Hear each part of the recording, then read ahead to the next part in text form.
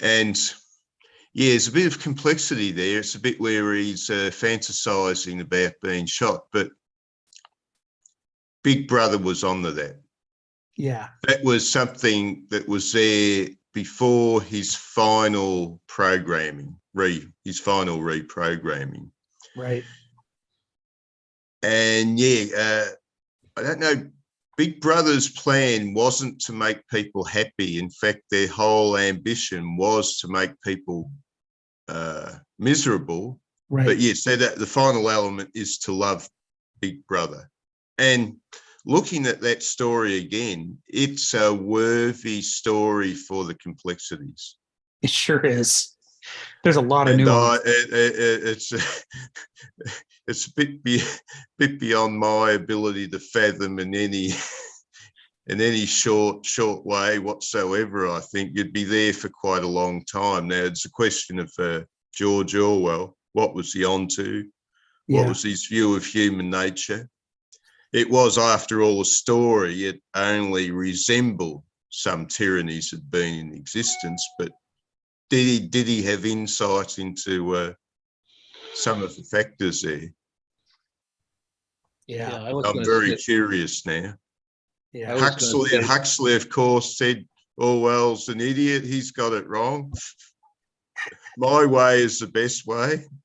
But at the end of the day, do they really want to make a system where they make everybody miserable? I will say one thing, and I think that this is generally unnoticed. Everybody says it's just a guy at the top. He's got the power. He's telling us what to do. He's arranging everything. Oh, I didn't do anything in World War II. It was just Hitler. He made me do everything. And even in 1984, you get the suspicion that the whole trip is a product of everybody, of the characteristics of humanity that's in everybody. Because I think Nietzsche pointed out, didn't he? Everybody's motivated by envy.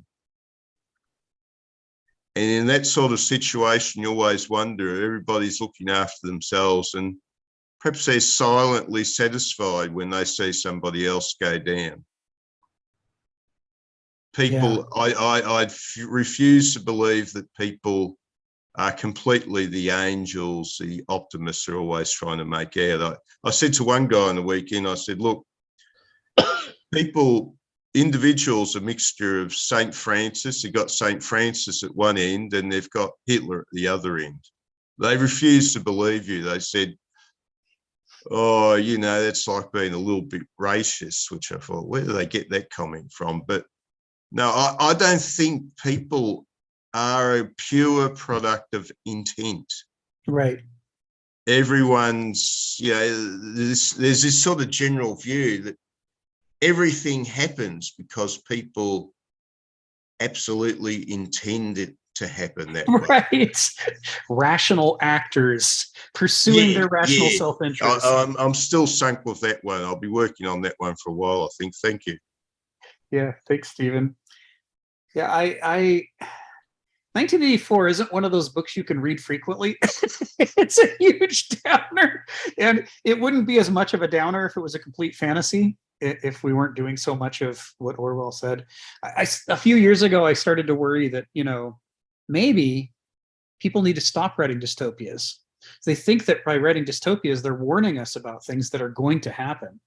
But typically what happens is would-be dystopians read those books and they become the marching orders. They become the scripts, and people set out to bring about these conditions. They say, well, I'd like to be Big Brother. I think I'll just arrange things in such a... You're one of the comedian YouTubers.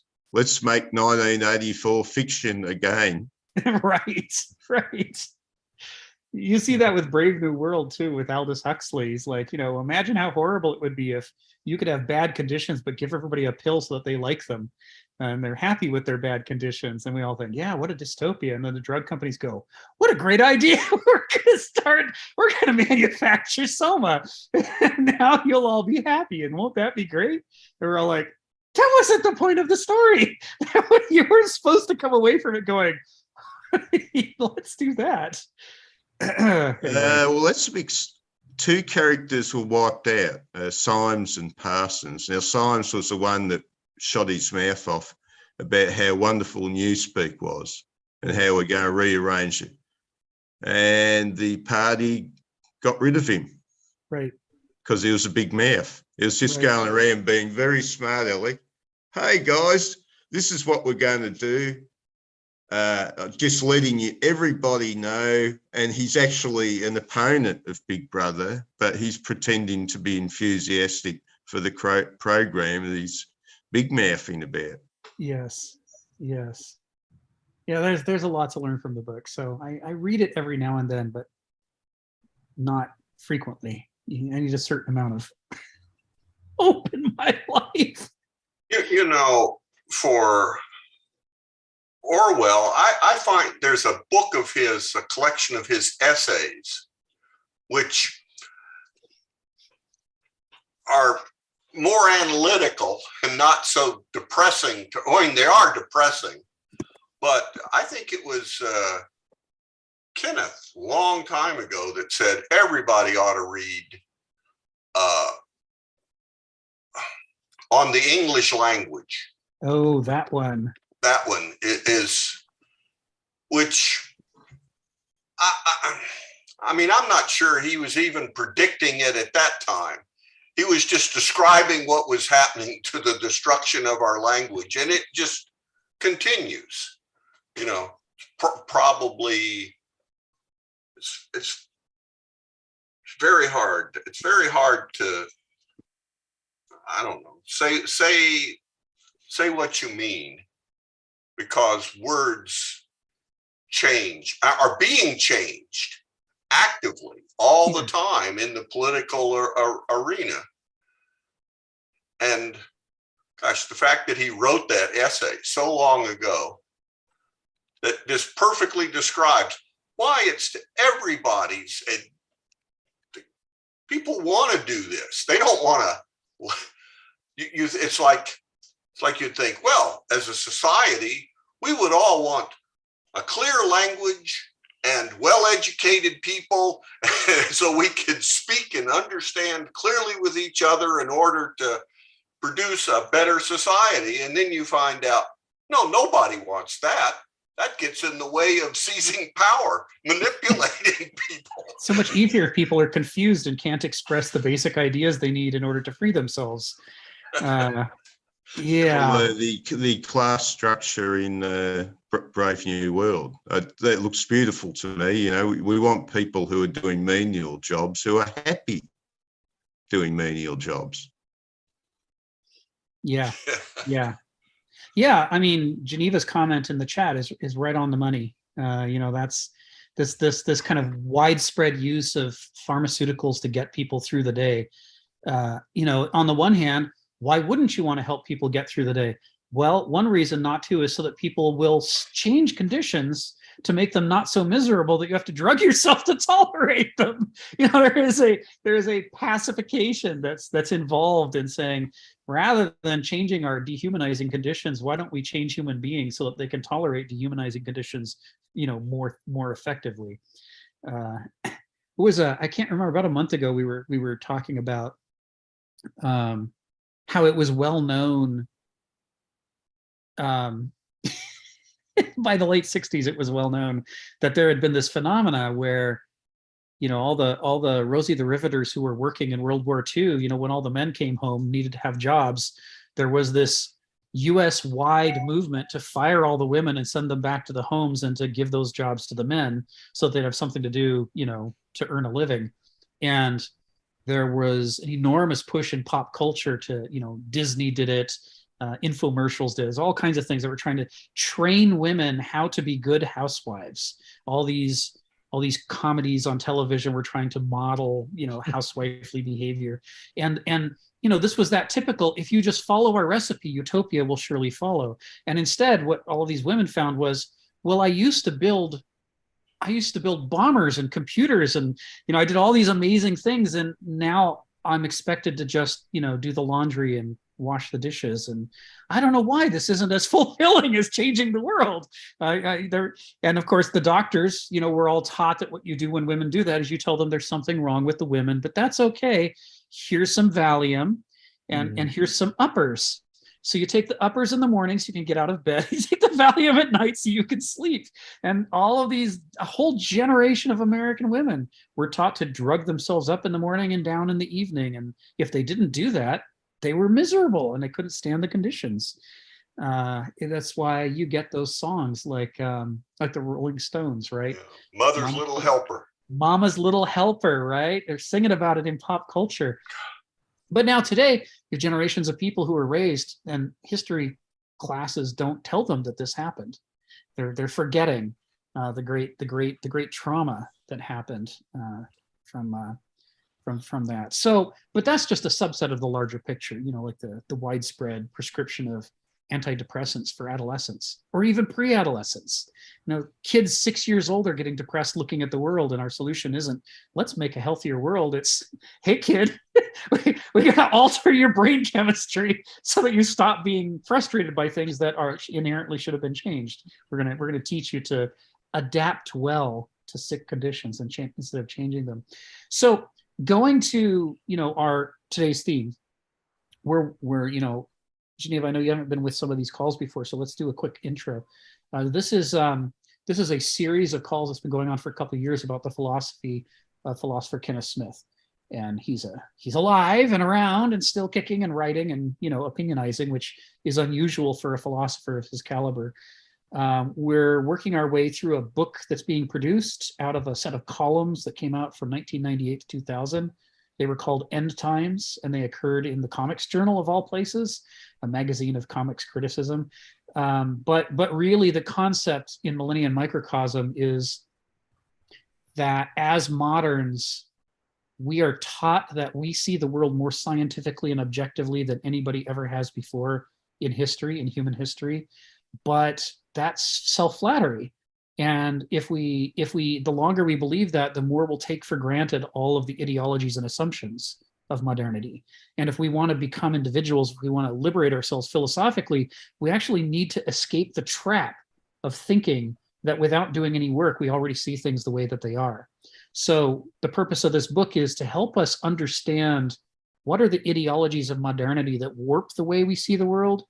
In order to see them, he's going to take us back and show us the ideologies of the ancient world and how they saw the world, and then the ideologies of the medieval world and how they saw the world very differently from the ancients, and how both of them see the world very differently from us. And with those two examples, we can then triangulate and try to figure out, so what is it about moderns that's distinctive about us? Not that we're more truthful than anybody else, but what are our warpages? How do we misread ourselves and the world by comparing with how the other people did it? It's a really interesting exercise. We're in chapter 4. It's called Ancient Civilization. It is the chewiest chapter in the entire book because in one chapter, he's trying to cover the entire ancient worldview. And in order to do that, he breaks it up into sections, lettered sections, A, B, C. We just finished A and B, and this week we're digging into section C. Just for review, section A is the premise that ancients saw nature very differently than we do. They didn't see nature as our pantry full of food to eat and our toolkit full of things that we can build from. It wasn't a meaningless set of resources to be subjected to our will. They saw nature as a domain of authority. They're like, when a volcano goes off, if your village is at the bottom, that sucks. If you're trying to plant crops and the rain doesn't come, that sucks. Nature has authority over us. It's a source of authority. And along with that, they saw it as a source of intrinsic truth. Logic is nice, math is nice, but if something actually happens in nature, you can't logic your way out of that. You have to accept that that's really happening. The domain of truth is the domain of nature. And we sort of try to learn about nature and try to adjust our minds to take it into account. This is very different from what the medievals and moderns think about nature, as we'll see. The other fundamental thing they thought about nature is that it's not a zone of static things that just are. what you see in nature is this amazing transformation that's always going on. The river is always flowing. The clouds are always changing shape and blowing. The trees are always growing. The animals are always moving. Everything is constantly becoming something else. So the title of section A is Nature as Becoming and as Intrinsic Truth. And we spent a month or two digging down into sort of what does that mean? You know, how does it change your understanding of yourself and the world and truth if you let in that ancient idea about nature? That was the first section. The second section, which we just finished, was section B, Custom and Nature, Aristocracy and Philosophy. And that's talking about what is nature, what does that understanding of nature mean about human beings? Who are we? What kind of animal are we? How are we the same as or different from other animals in the way we see the world and ourselves? And it really explored the important role that culture plays. It's like one of the unusual things about Homo sapiens is that we're an unfinished animal. You know, birds, you know, yeah, there's some things they have to learn, but, you know, two robins in different parts of the world are remarkably similar to each other in their psychology and their culture. They have an enormous bounty of instincts that helps them to be robins and to do robin work in the world successfully. And what's weird about Homo sapiens is how different we are from each other. That two people from two different cultures and two different eras can be astonishingly different from each other and have totally different values. One group might be, you know, busy trying to plant trees, and the other group might have decided that trees are the source of all evil and must all be chopped down. And you never see robins suddenly concluding that trees are the source of all evil and must be chopped down. This is like not possible for robins. But in human beings, that and far stranger things are, of course, really easily possible. It all depends on our culture, how we've been acculturated. And so there was, I think we spent 2 months digging into section B, looking at what does that mean about the structure of human culture, our relationship of self to other? What is the nature of freedom? How do you become a person if your culture is programming you before you even start thinking? You know, there's a bunch of stuff like that. And those are all on David Roell's YouTube channel. You can go to YouTube, Google, you know, David Roell, find his YouTube channel, and you'll be able to find the previous weeks of discussion of chapter 4. And there's earlier chapters in there as well if you want to go through Millennia Microcosm. We're now doing section C, Form and Matter, Organicism and Arete. And here he's going to be taking the lessons from the first 2 sections and pulling them together and using them to explore a new ancient idea. And this ancient idea is the relationship between the things that we can change and act on, our will, our plans, our thinking, our choices to go forth and do things on the one hand. And on the other hand, what do we just have to accept? What rules us? What do we not get a say in? How much of life and culture and so on do we just have to learn how to go along with and adapt ourselves to? This balance between, are we active or passive? Are we the form that lays out its plans and tries to change the world? Or are we the matter that somebody else's or something else's plans change? And what is it like for a person to be stuck in the middle, sort of amphibiously, where we are simultaneously sometimes the shaper and sometimes we're the shaped? Sometimes we're the form and sometimes we're the matter. He's really digging into that here because it's, again, core to how the ancients saw the world and different from the way that moderns see the world. It helps us to separate ourselves and see the epochs differently, and that'll eventually allow us to see ourselves in a new way.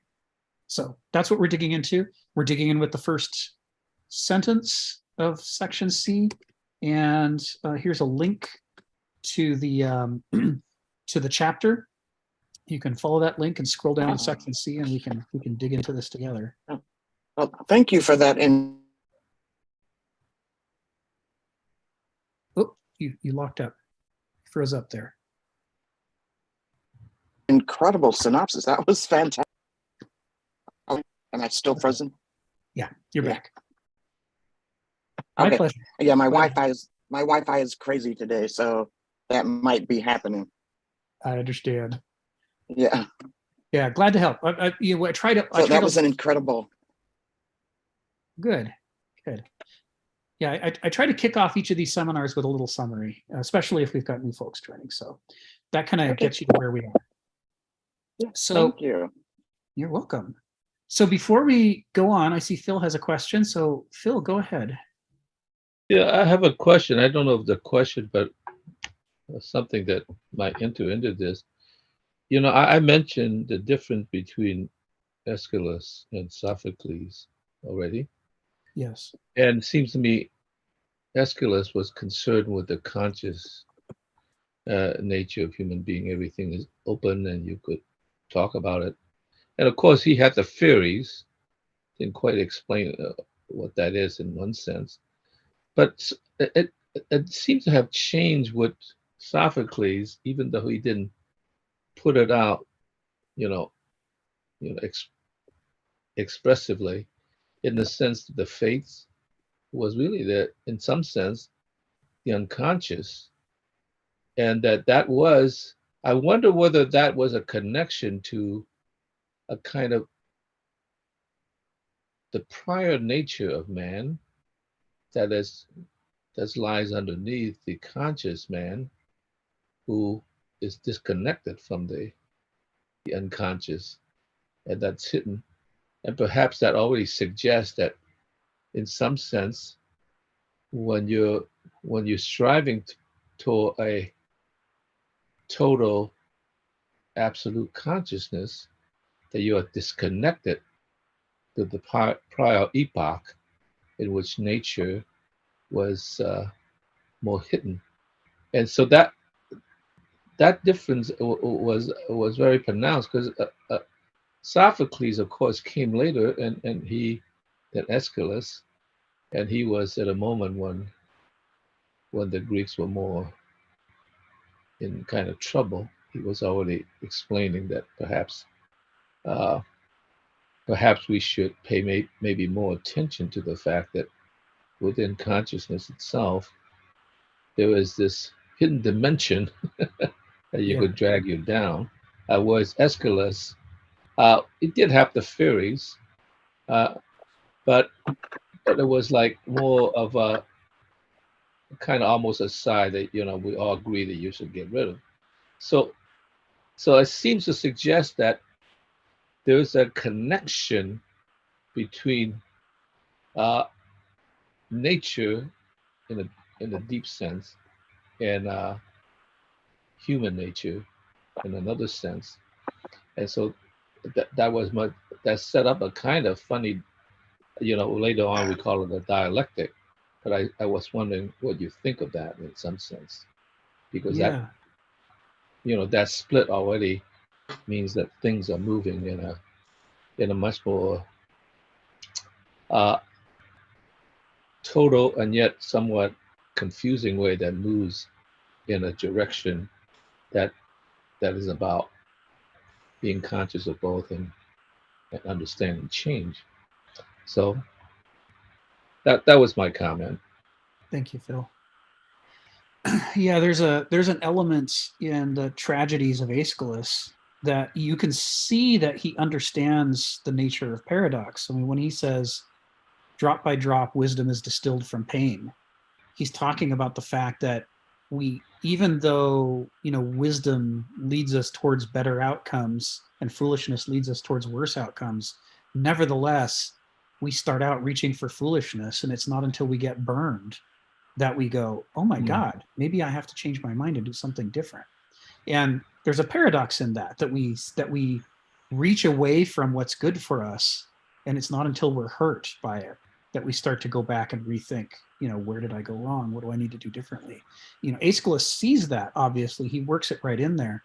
But I think you're right. It seems to me that Sophocles, the tragedian who followed him, digs deeper when he gets into this idea. It's not just outside of ourselves that we're running into this realm of things not working out the way we thought they were. In Oedipus Tyrannus, he's exploring the way in which even inside of us, our own inner nature is constantly full of surprises. We don't know ourselves. It's not just we don't know the world as well as we think we do. We don't know ourselves as well as we think we do. Oedipus's whole story in Oedipus Tyrannus is he thinks he knows who he is and what he's doing, but he doesn't know who he is. He's wrong about that. And as a result, he doesn't know what he's doing. Every action that he interprets to mean one thing turns out to mean something completely different and something very important to him if he had only known, but he didn't know. And so you get tragedy arising not just from external conflict, but from internal paradoxes. That's very Heraclitean. You know, this is the stuff of Heraclitus. Mhm. When he says character is fate, when he says nature loves to hide, you know, this is all stuff that Aeschylus and but even more so Sophocles are building upon. So why would someone dig deeper? Why would Sophocles be reaching deeper into the painful paradoxes of human existence? I think it's like you say, you know, Sophocles is writing at a time when the promise of the Hellenic world is starting to fall apart. The thing that they didn't want to do above all other things, to dissolve into civil war again, like their heroic ancestors did in the Trojan War, they're doing it right before their eyes. The one promise they made, we will never do this again. There they are doing it. And it you know, as Hegel says, I've said this before, but you know, Geneva's new to this line. Hegel says, the owl of Minerva only takes flight with the fall of night. It's easy not to be philosophical when everything's going well. But when your society is starting to fall apart around you, it will drive a certain subset of the population to start to look more deeply for answers, to say, well, we got to find out why we're doing this. How could this be true? Why would we be doing the things that we're doing? And so I think Sophocles' search for the source of problems in a subtler place, a harder to find place, the inner nature instead of the outer nature, is the kind of thing that happens when your attempt to answer the problems around you through external explanations is failing. I mean, if everything Aeschylus had said were true, if it was only these external issues mainly at fault, how the hell are we doing the Peloponnesian War again? You know, they're like, this wouldn't be happening. You know, he's driven to look deeper, and he's driven in the Aeschylean way. He's driven through pain, through the failure of the earlier, simpler models of human behavior, to look for a more complex one that can could I ask a follow-up? Because it seems to me literature, the poetic mind throughout has written these tragedies, you know. Yes. I imagine leaping particularly to Shakespeare, that Yeah. explore that aspect of human beings much earlier. And it seems like, why did it take so long for philosophy and science to understand that point when the poets understood it so much earlier? Yeah. Maybe they didn't offer a solution, but they certainly understood it. Well, you know, the Greeks were proud. They were very proud. They were a conquering race. They were colonizers. They had successfully taken over the peninsula, the Hellenic peninsula, and subjugated the people who were there. They had founded colonies all over the Mediterranean. They had, you know, raised civilization to a high level upon the backs of the slaves. You know, but they were proud, and so their willingness to say, what if we are causing horrific debacles of our own making that we could have avoided if only we were wiser? You know, that's hard to do when you're winning, when you think you're winning, when, you know, when your victories are in front of you. It doesn't encourage self-introspection. But when it starts to unravel, you know, and that's the other thing, by the way, the capacity of the human mind to bend any situation to fit its preconceptions. This is something that the ancients eventually fully acknowledged as a real problem in Homo sapiens. But we moderns, at least through the mid-20th century, before the Holocaust, we still thought that couldn't be us. We, you know, surely we must be seeing things as they really are. Surely, you know, we saw planes and rockets and ships and flying to the moon. We're like, we're winning, right? We must somehow we can't be questioning whether there's some deep problem in us, because look at us winning. But, you know, after Vietnam and the Holocaust, the devastation of World War I, the gulags, you know, you start to look at the full length of the 20th century, and it weighs on you. And the easy explanations of, oh, we're just the best and the brightest, let's not ask any questions, it starts to not feel fulfilling. And you start to dig deeper and go, I wonder if there's something wrong with the modern order. I wonder if the promises aren't true. I wonder if it's not all it's cut out to be. Maybe the modern order is playing a game of foreground background, and it's suppressing terrible things that it's doing so we don't think about them. And it's magnifying the good things it does so that it claims that that's all that it is the good parts. And thus, we don't have to think about centuries of slavery. We don't have to think about centuries of genocide. We don't have to think about ecocide and world wars. We can be thinking about moon landings and science and, you know, beautiful music and say, well, that's the moderns, and the other thing we'll just not think about. That strategy, which worked in the mid-20th century to an extent, it isn't working so well in the early 21st century. And people are starting to ask deeper questions than they used to as a result. Just like Sophocles started to ask deeper questions than Aeschylus did. It's a good point, Phil. Thank you. Go ahead, Geneva. I got your hand up. Yeah, I'm just wondering, you mentioned Hegel, and I just joined a group that's starting with his phenomenology of spirit. Yes.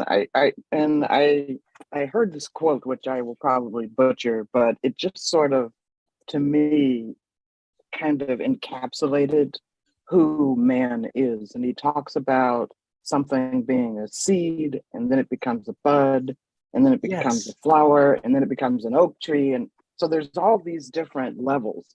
And I kind of see mankind as that. Like you were saying, like we've had all of these horrific things that have gone on in the 20th century.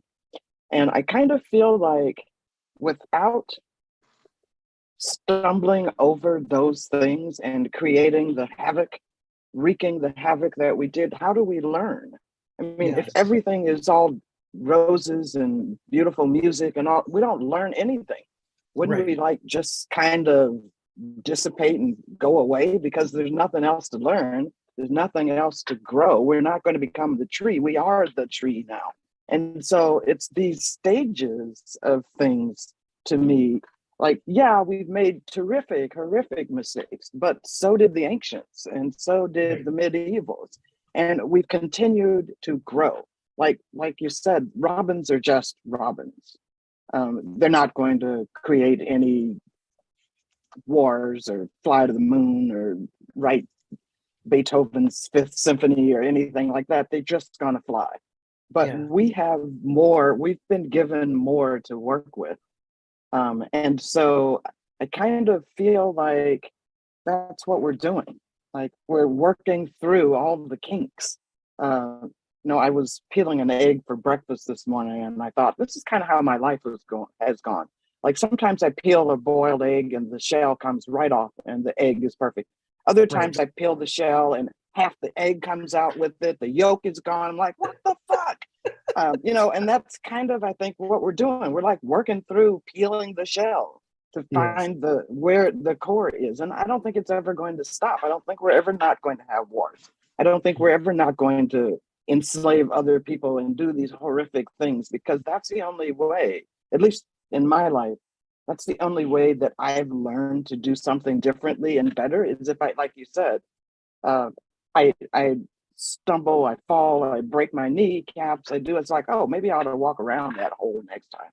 But, and it takes what it takes. So I'm not sure that we're ever going to get there, wherever there is. Yeah.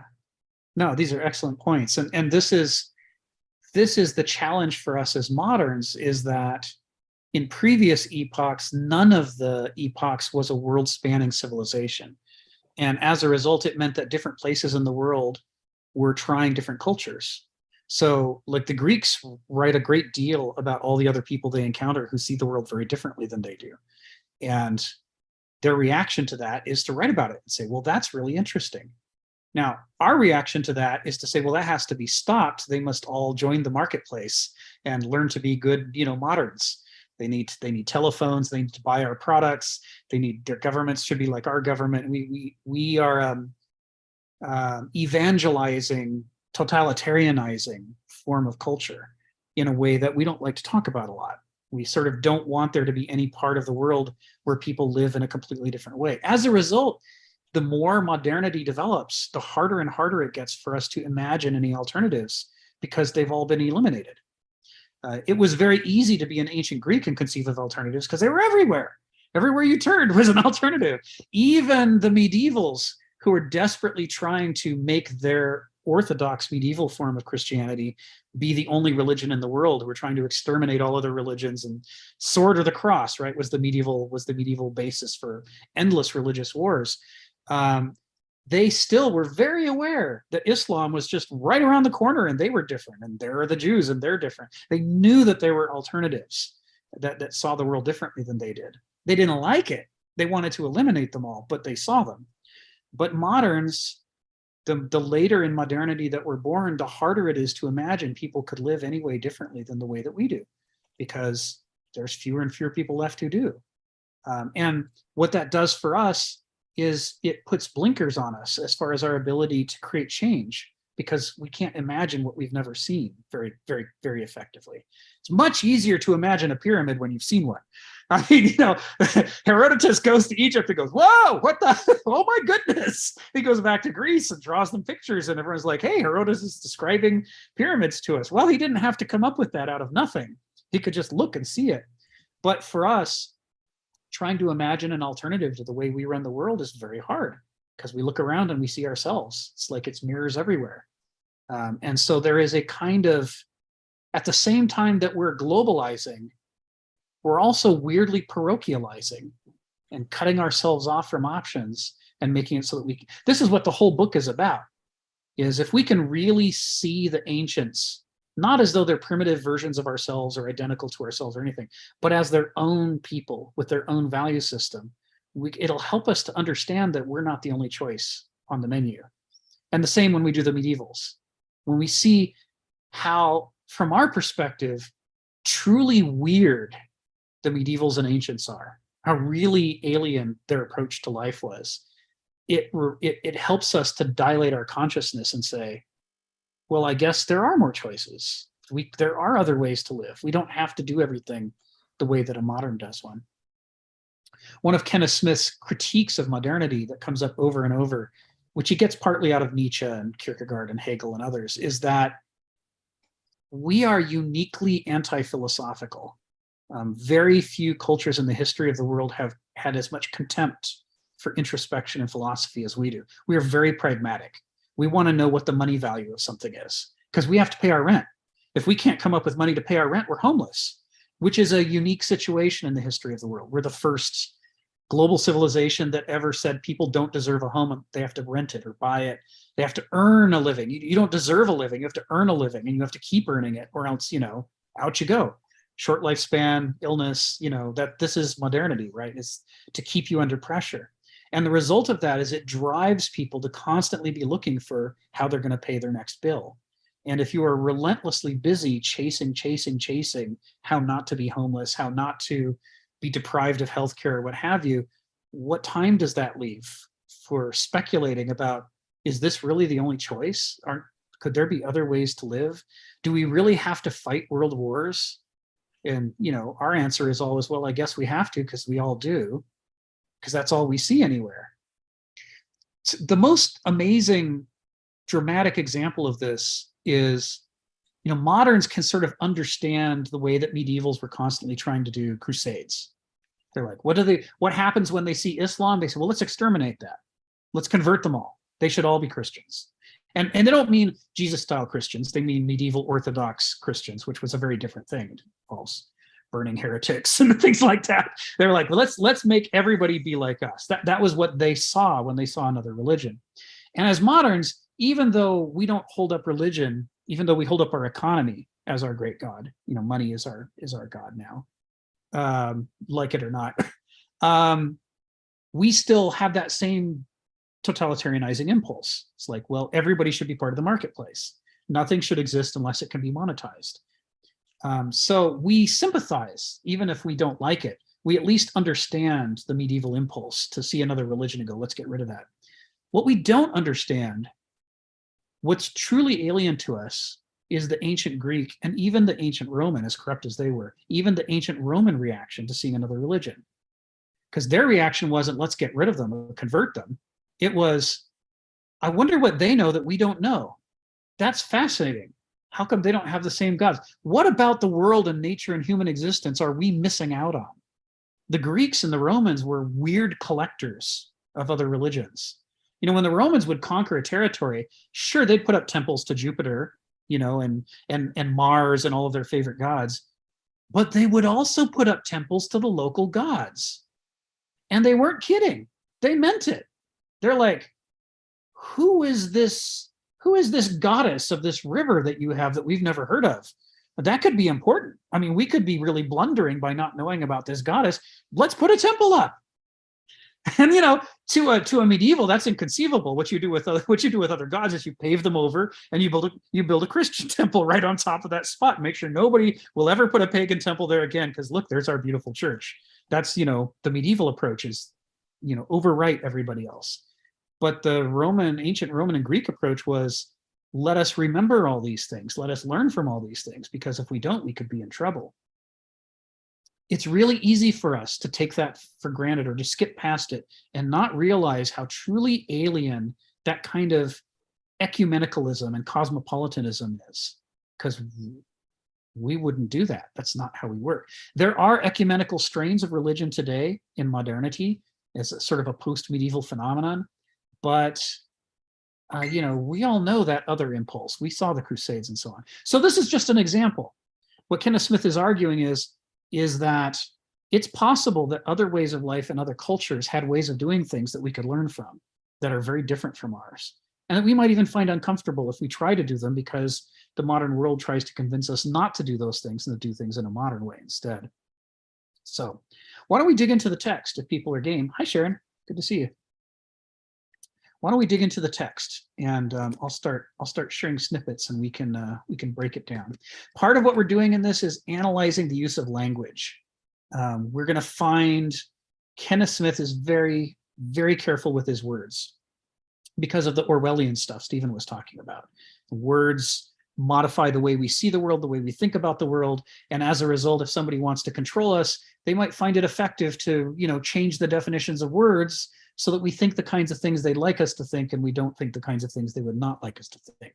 That sort of industrialization of the manufacture of consent is something new in the world that was created under modernity. And Kenneth Smith, in trying to get us to think outside the scope of modernity, is always struggling against these gravity wells that have been created for us, these paths of least resistance to try to guide us back into modernity.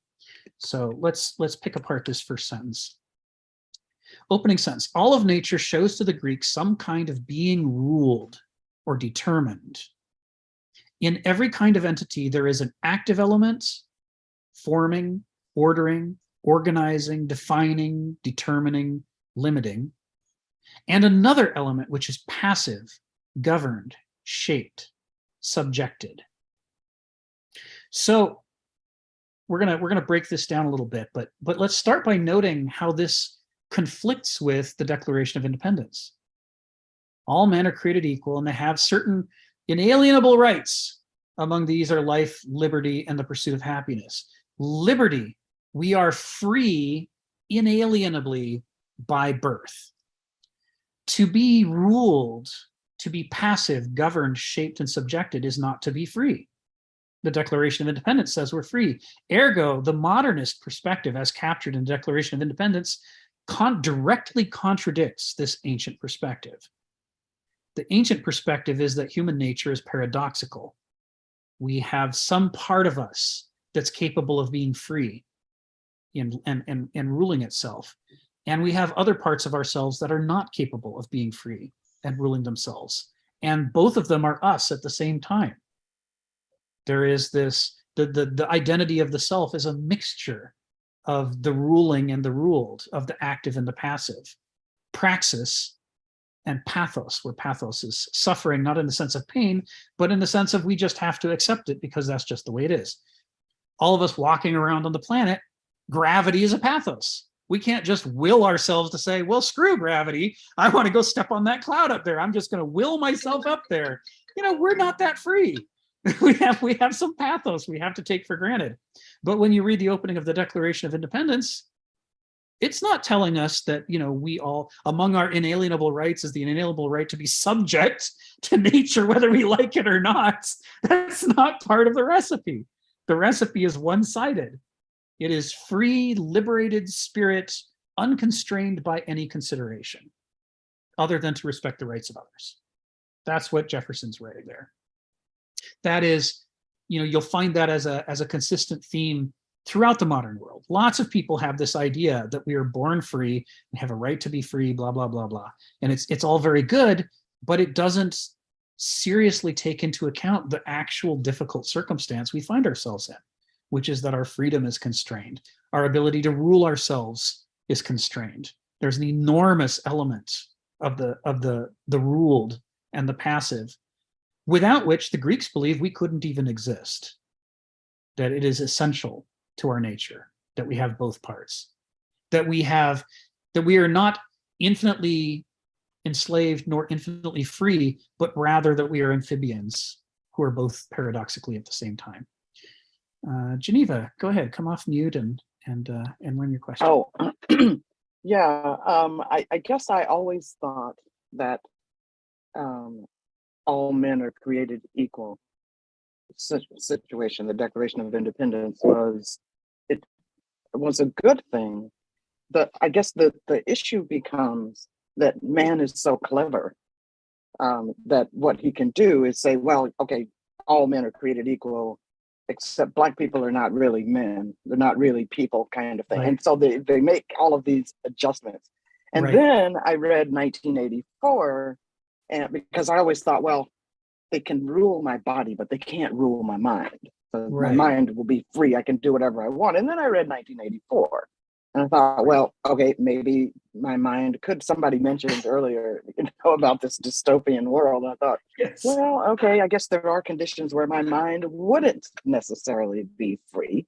Yes. And then I read Animal Farm, where they're saying all men are created equal, except some men are more equal than others, kind of. Yeah, and it's like, okay, so we're just so clever, that we can't just take the words for the words. It's like, Right. well, let's tweak this a little bit and tweak that a little bit, and we can exclude those people and exclude those people over there, and make us the emperor. And it's just so interesting to watch all of this.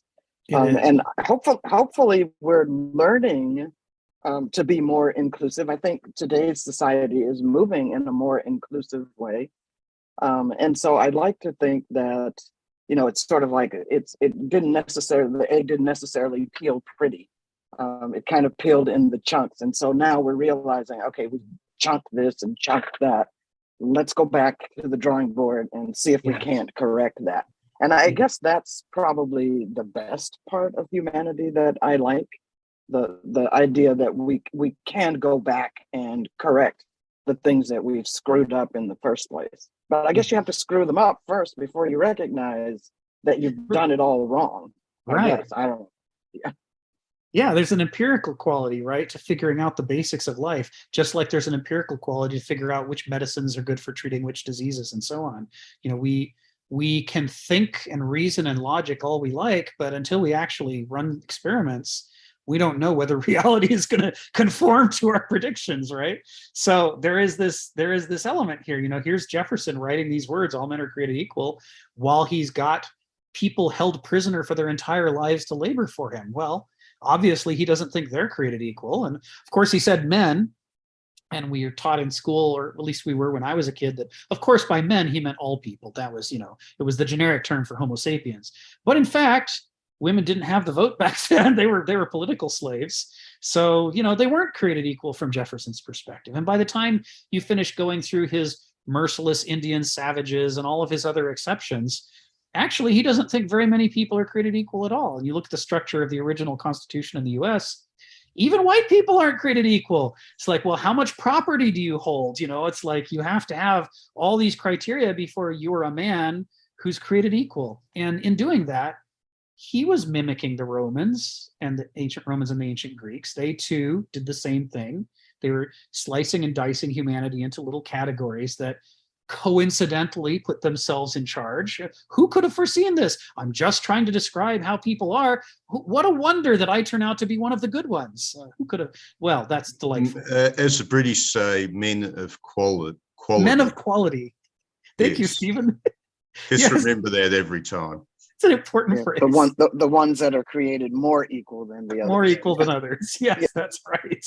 Yeah, it's part of what's brilliant about Orwell and others. They start diagnosing, to what extent can people play games with their own words and thoughts, so that at the exact same time they're thinking a thing and saying it, they're also not thinking it and not believing it at all. They can simultaneously believe it and not believe it at the same time. And it's weird. That they can do that not only consciously, through lying, but they can do it unconsciously, so that they think one thing at one time, a different thing at another time, maybe the opposite thing at another time, and they never put the two together to realize that they have contradictory opinions about this.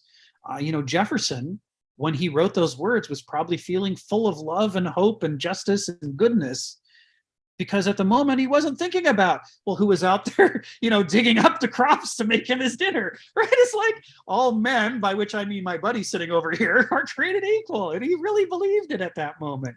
It's easy to assume that he meant it with, malice and deceit. It's far more profound to think, sure, maybe sometimes he was lying about this stuff, but a lot of the time his own mind was playing games with itself so that he could believe it and not believe it at the same time.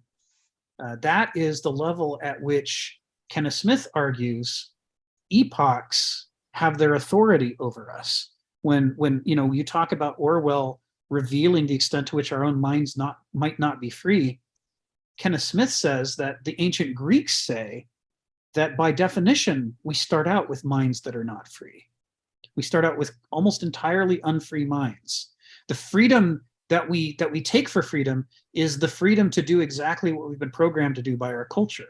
And the way we've been programmed is that the things that we want to do, mostly by default, are the things our culture wants us to want to do. Because if we do those things, that works out okay for the culture. The things that don't work out well for the culture, even if they would be better for everybody, but they don't work out for the culture and its power, well, the culture acculturates us in such a way that we don't want to do those things. We don't want to confront corrupt institutions. That sounds messy. We might get in trouble. We might lose our job and our home, right? We do not desire to do the things that might in fact solve our problems, because that's how our culture formed us to begin with. So this ancient Greek perspective that Kenneth Smith is trying to teach us, in opposition to the modernist perspective, is that instead of being born free, we are born enslaved. And we can't see our shackles. They're invisible to us. The shackles seem to be nothing at all. We don't see any external restraint, and we don't understand the nature of our own internal restraints. Because, as Heraclitus says, your character rides you like a rider who's so good that you mistake his nudges to go left and right for your own innate desires to go left or right. It is through our very desires that we are ruled. We want the things that keep us shackled, and we don't know that they do. No, because it's not in the society's interest to let us know that it's not a coincidence that we want some things and not others. And where do those wants come from? I'm going to call on Phil and Stephen in a moment, but to bring it full circle, we were talking about Aeschylus and Sophocles. They're tragedians, they write tragedies, and the core of every tragedy is the story begins in the middle. The viewer doesn't know what happened before. It doesn't know how we got here. And half of what the tragedy is about is explaining not only the course of events going forward, but the course of events going backwards. How did we even get into this situation?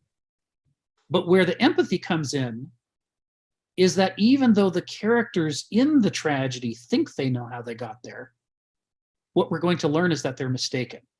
They have misunderstood the past. So as they learn about or recount the past, and we think we're learning about it, it's setting us up for a great reveal that nothing that happened was what they thought it was. These ancient philosophers are saying that the difficulty in philosophy is that by the time you ask your very first philosophical question, your whole mind has already been patterned for you by your culture. You are as unfree as you will ever become. I mean, if you don't do something about those invisible shackles, your every voluntary, willful, free act will instead make the shackles stronger because you'll be acting in cooperation and harmony with your programming. Now, if you grew up in a really healthy culture that was really helping people become the best they could be and leading to sustainability, that, you know, might not be great, but it wouldn't be such a bad thing. You'd be like a robin or a wolf. Your life would mostly play out in a sustainable way.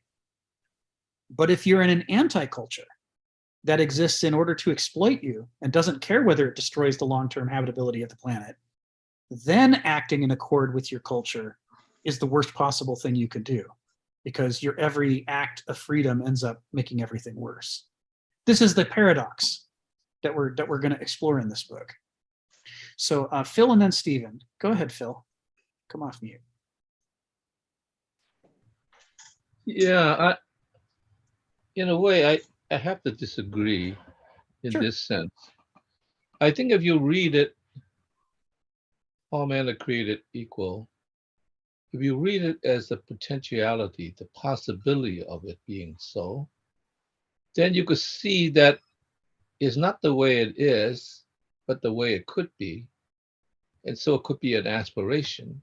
Mm-hmm. Now, the problem is that in some ways it's unsaid, and maybe it needs to be unsaid, because the fact is when you say it in an explicit way, it also freezes the potentiality, because you could take the next step, you know, and to state it. And so therefore, it almost seems like you have to be sophisticated enough to read the unsaid part and say, this is the potentiality in which you could evolve from, which then direct you back to the individual, because none of us are free in a sense, because we are governed by our passions as well as by our reason. And so therefore, it comes down to a kind of discipline in which one could see the possibilities of what could be versus what is. Mm-hmm. And you could maneuver through that, but you have to have the discipline to maneuver in such a way. And if you do not recognize that you within yourself is also, how should I say, the fallen person as well as the potentiality of the rising person, then in a sense, you do not understand that you have to govern yourself, Yes. and so do other. And so society also have to understand it is fallen, Yes. as well as the possibility it could be risen. And so in that sense, if you see it this way, it really becomes a dialectic of what is to what it could be.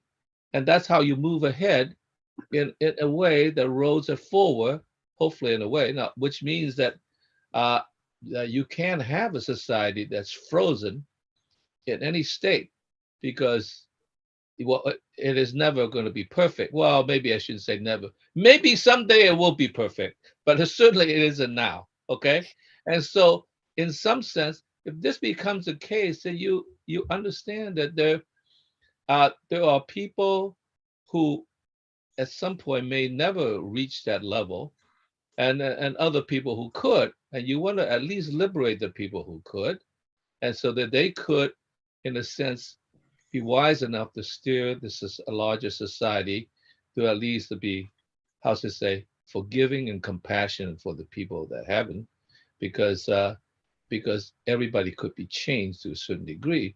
And so I think you have to see the dynamics of that. And when you think about, I always think about, when you talk about Greek nature, the nature, I always split it into two nature. There's a nature of physics, the heart science, and the nature of biological sciences. And living things are by its nature are resistant, because living things in all aspects, whether you're consciously aware of it or subconsciously aware, will die. So it has to evolve in some This whole sense. In section other is words, about that. even if you don't want to, you will eventually evolve to a point where you're dead. Okay. Yes. So Yes. therefore you are living in a dynamic system that must roll forward in a Yes. sense. Yes. And once you understand that whatever you are could only be forwarded to those that come after you. And so Yes. that's where the compassion really comes from, the understanding that you can't have it yourself, because no matter how rich and powerful and wealthy you are, you will die and it will cease to be.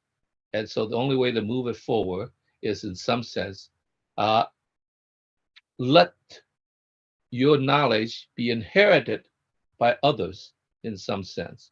So I think we're talking about the difference between a static society that's going to remain the way it is and a dynamic society that will actually project itself. You could say speculative. I actually don't like that, because speculative is sort of like, maybe it's too far ahead, where it's like uh, speculative in terms of projective, in terms of the horizon of what existence is about. I mean, that's what we're talking about. All men are created equal at some point, uh, but you only have the horizon to actually liberate it to a degree that it could be. So that's the reason why I sort of somewhat disagree. I do not know whether Thomas Jefferson had that in mind, but it doesn't matter whether he had that in mind. Right. The ability of me to read it into that, in a sense, is to move ahead for what Thomas Jefferson wrote, because you have to be able to retrieve the hidden part of the statement that's not said Yes. in order to move forward. Yes. Thank you, Phil. Yeah, I'm gonna riff on that for a moment and then call on Stephen. But first, Geneva, regarding your question in the chat, one of the things that we've explored in previous weeks is the idea that Hegel has this model of Geist, which he talks about in the book you're reading, in which there are two basal faculties of the mind that Homo sapiens has. We have Begriff on the one hand, which is this experiential intelligence. It involves sensing and feeling and remembering. It involves being immersed in the world, forming a whole between yourself and the world, fitting yourself into it. And there's a lot of truth to be gained from the experiential side of intelligence. And then there is the rational side of the mind, Verstand, which negates experience. It separates itself from experience and tries to come up with general principles and abstractions. And each of these faculties can become a trap very, very easily. So that, an all experiential person can say, well, I don't want to think too much. Thinking too much is bad. I just want to experience life. All those quizzes on the internet that say, give your first answer. Don't think too much. This is like Begriff turned up to 11, right? But you see the same thing with intellectuals. It's very easy to become distrustful of emotions, to scapegoat feelings, to say subjectivity is the cause of all evil.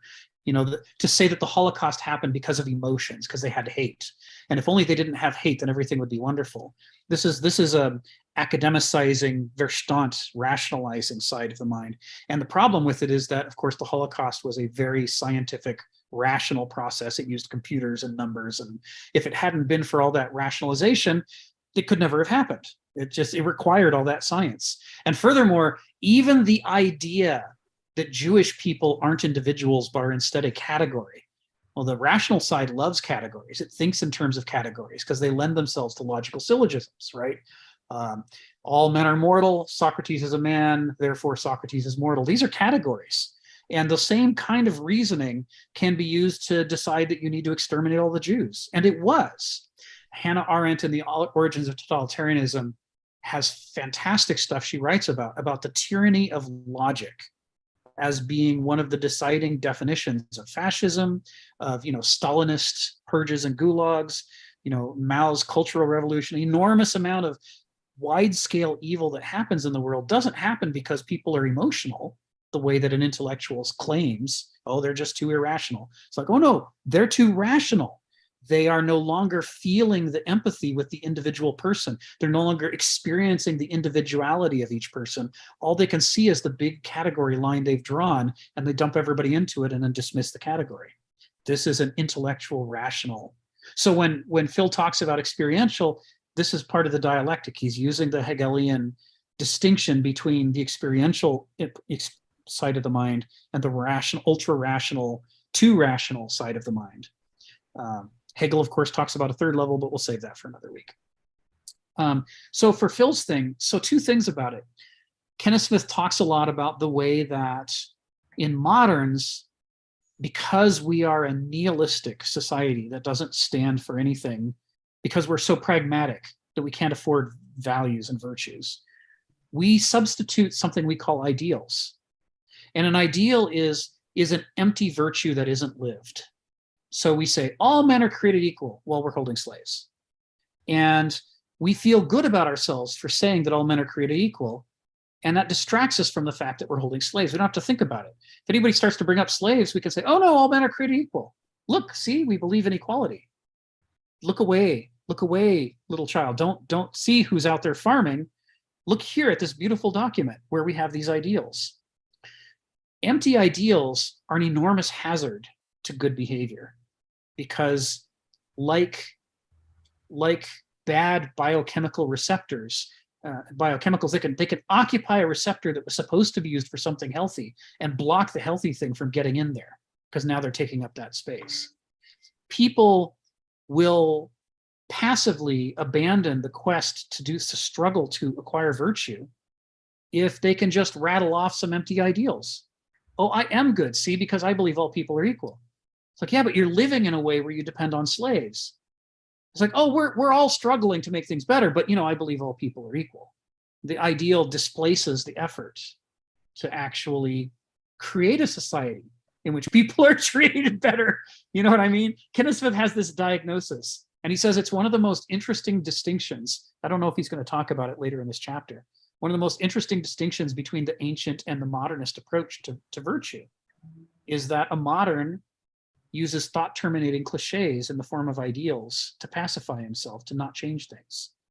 Whereas an ancient believed that they were born, in difficult circumstances that were muddled, and that they had to struggle lifelong to change their own character and behavior, to cultivate virtues.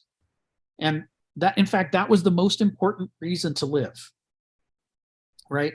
Achilles, we talked about this a few months ago. In the Iliad, a modern reads Achilles and the prophecy that he could either lead a long, ignoble, anonymous life, or he could have a short life of glory and fame. And the translations say, well, he chose the short life of glory and fame. And we go, well, sure, he wants to be famous. And that is a modernist interpretation that completely misunderstands everything about Achilles. What Achilles said is, we live in a culture where people are not half as courageous as they think they are. They talk about being courageous, but they don't actually do the courageous thing. They're not willing to sacrifice themselves for the greater good. And the only way we're going to get over that is if there are people who give their entire lives to the struggle to cultivate that virtue and then display it prominently in front of others, so that we can never again tell ourselves that that's impossible. Because look, Achilles did that. Like, he was a person and he did that. If he could do that, it tells us that we could do that. And therefore, instead of being passive and accepting the status quo, we should wrestle with ourselves and our character to try to follow his example. Jesus dying for compassion is an example of the same kind of virtuoso ancient ethos that said the best thing a person can do is to try to advance human culture by exemplifying, by in their own lives doing the struggle and making the sacrifices to show us what it means to have a virtue, to live according to a virtue. Like Martin Luther King Jr., when he says, I've seen the mountain, it's worth struggling for. I don't think I'm going to get there. I'm getting death threats every day. I don't think I'm going to make it. But don't let that stop you, because I'm not going to let it stop me. I'm willing to die. I'm willing to be shot in the pursuit of doing what's right. It's easy to fall into the belief that people can't do anything self-sacrificing, right up until you see Martin Luther King Jr. saying, if I go any further, I'll die, but I'm going to go further because we should all go further. And by doing that, I'm going to prove to you that you could go further than you thought you could go. This is what Achilles is doing in the Iliad. He's not saying, I want to be famous. He's saying, we need to understand courage. I'm going to do the courageous thing, even though it's going to kill me. Because once I've done it, and the songs have been sung, and the epics have been written, nobody will ever be able to say again that it's impossible to be that courageous. I'm going to move the ball down the field. This was core to the ancient ethos, that people said Homer, are like creatures of a season. We're like the generations of men are like leaves on a tree. We only live so long and then we fall, but it's not the end of the story because there's going to be new leaves. And so the purpose of culture is to transmit the hard-won wisdom. And part of the way that you do that is by each generation struggles to produce virtuosos who prove what's possible to advance the culture so that the next generation doesn't start as benighted as the previous generation did. Previous generation didn't have those examples. The new generation can look and point and say, I want to do that because I know it can be done. So this is the whole point of the story of Achilles and all this. This is when we talk about ideals, like in the Declaration of Independence versus virtues, this is what Kenneth Smith's talking about. Ideals are dangerous because they encourage us to be passive and just say the thought terminating cliche, oh yes, all men are created equal. But virtues are the opposite of ideals. They demand from us that we get active, that we change our lives, that we do the uncomfortable struggle to figure out how to bring them about so that future people can learn from us. This is one of the most important ways in which the modernist epoch is different from the ancient epoch. There are all these weird stories, you know, if you start reading ancient historians and also ancient gossips, to be fair, you will learn about weird little characters who don't normally make it into modern pop culture, but who are real people in the ancient world. There was, for example, a fad among the ancient Greeks of committing suicide spectacularly in front of other people. And they did it because they believed the most contemptible thing was to be so afraid of death that you would be willing to subject yourself to evil or tolerate evil.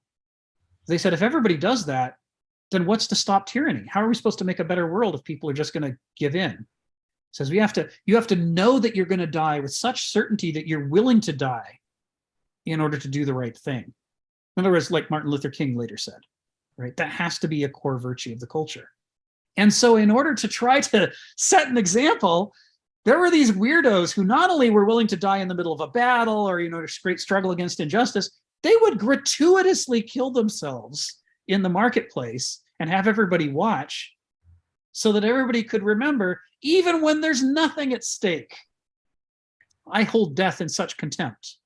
I'm not willing to be a slave to my fear of death.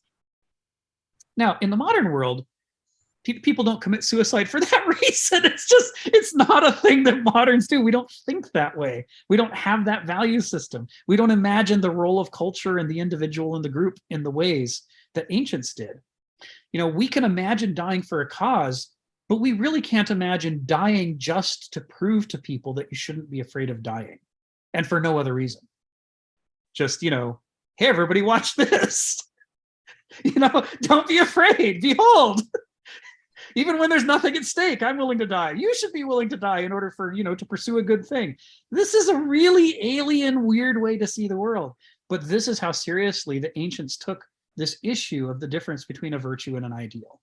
They were desperate to get people to understand you have to struggle, you have to be willing to give your life to teach people the importance of these virtues, that they should live these things and be active. Stephen and then Joseph. Go ahead, Stephen. Sorry to keep you waiting. Yes, well, we're talking about the aristocratic view of the world. Yes. That's not for the lesser people down in the hierarchy. Or exploring history.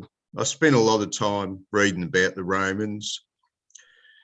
And then I got back into the Anglo-Saxons, Vikings, Franks, because I wanted to create a war game which took in all the material factors and psychological factors, right? Which is done poorly. It's like you see a game like Total War and you just wish it'd be so much better, right? And what I started to notice, you start to learn things delving into history. Now, one of the mysteries is why the Danes, for example, almost conquered Anglo-Saxon England. The Anglo-Saxon England had 10 times the population of the Danes, and yet within a decade, they'd almost conquered the place until they left King Alfred hiding in the swamp. Right, and his kids.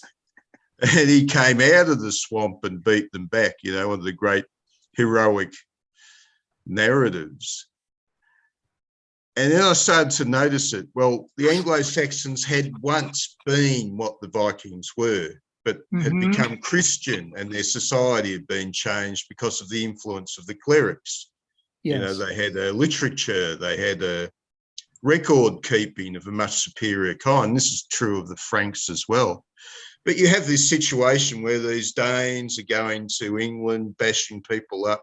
They're going to France and bashing people up. And it's like these great powers, relatively speaking, that were very rich and very wealthy, were struggling right with what was essentially a more primitive culture. right And then I noticed that again and again, what you hear about with the Vikings is the multitude of leaders they have, the amount of eristic personalities who think that I am the one to rule. In other words, you knock off one Viking general, there's a whole legion to take his place. And it was this power of leadership. Yes. The Vikings just had so many leaders.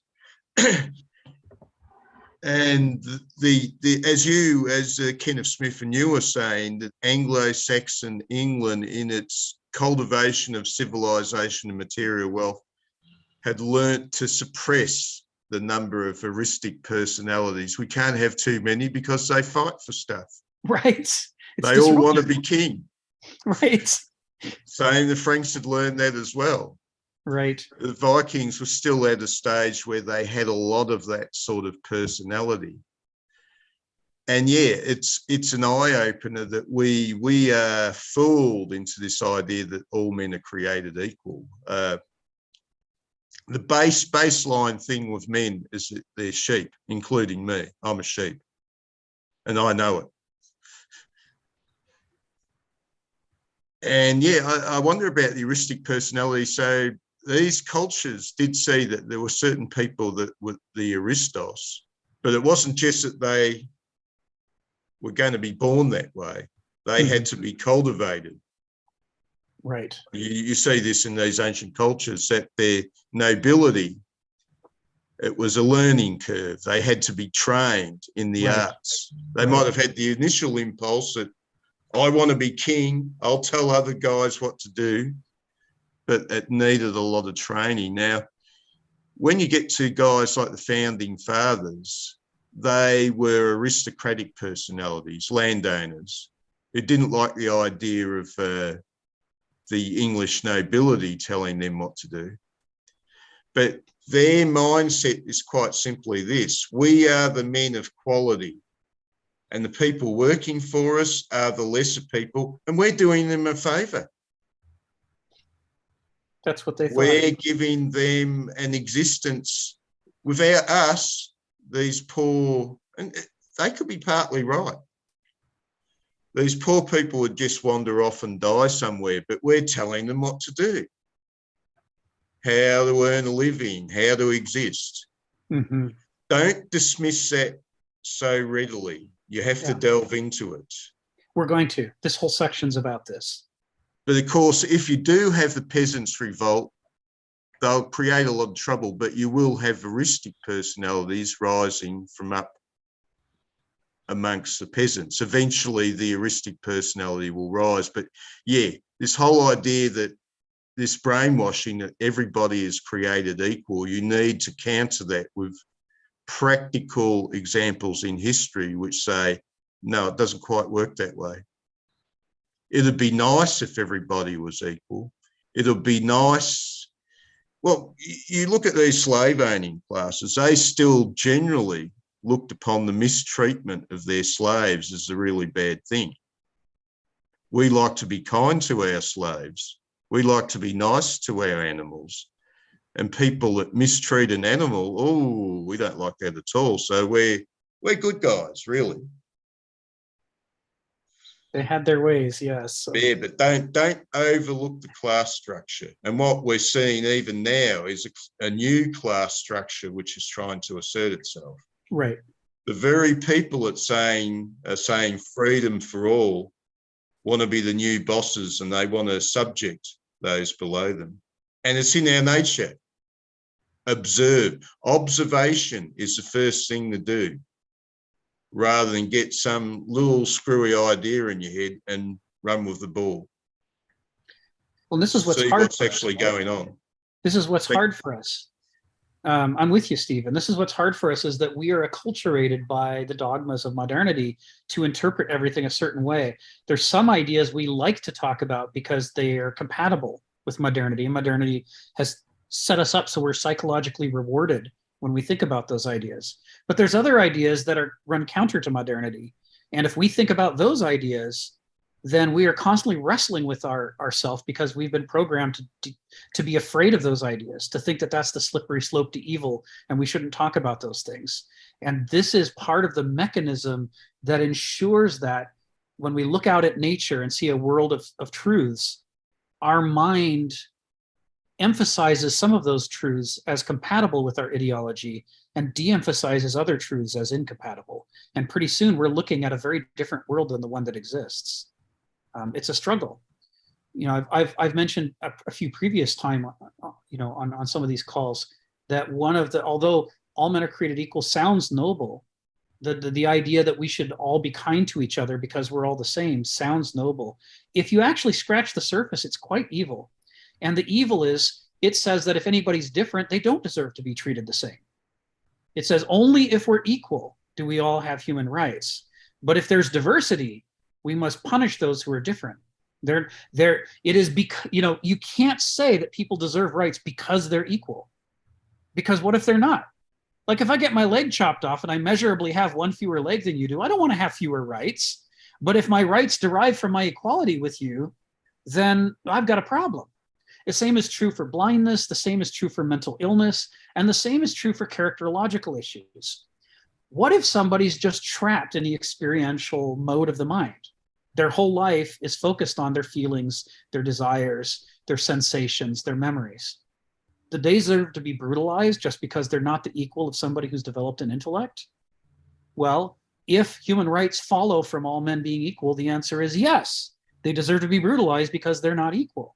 And this is part of what's hiding underneath the Declaration of Independence. Why is Jefferson perfectly comfortable treating certain people as his equals and other people as not as equals?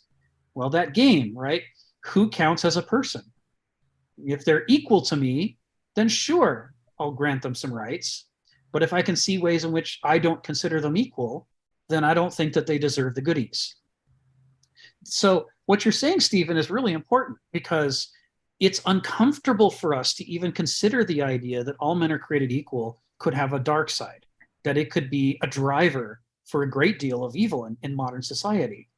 And as long as we're afraid to scratch the surface and look at it and see the ways in which we're effectively also saying people don't deserve rights unless they're equal, you know, unless we're willing to see that half, the backside of the coin that we never talk about, then we're not going to be able to diagnose why we do the things that we do.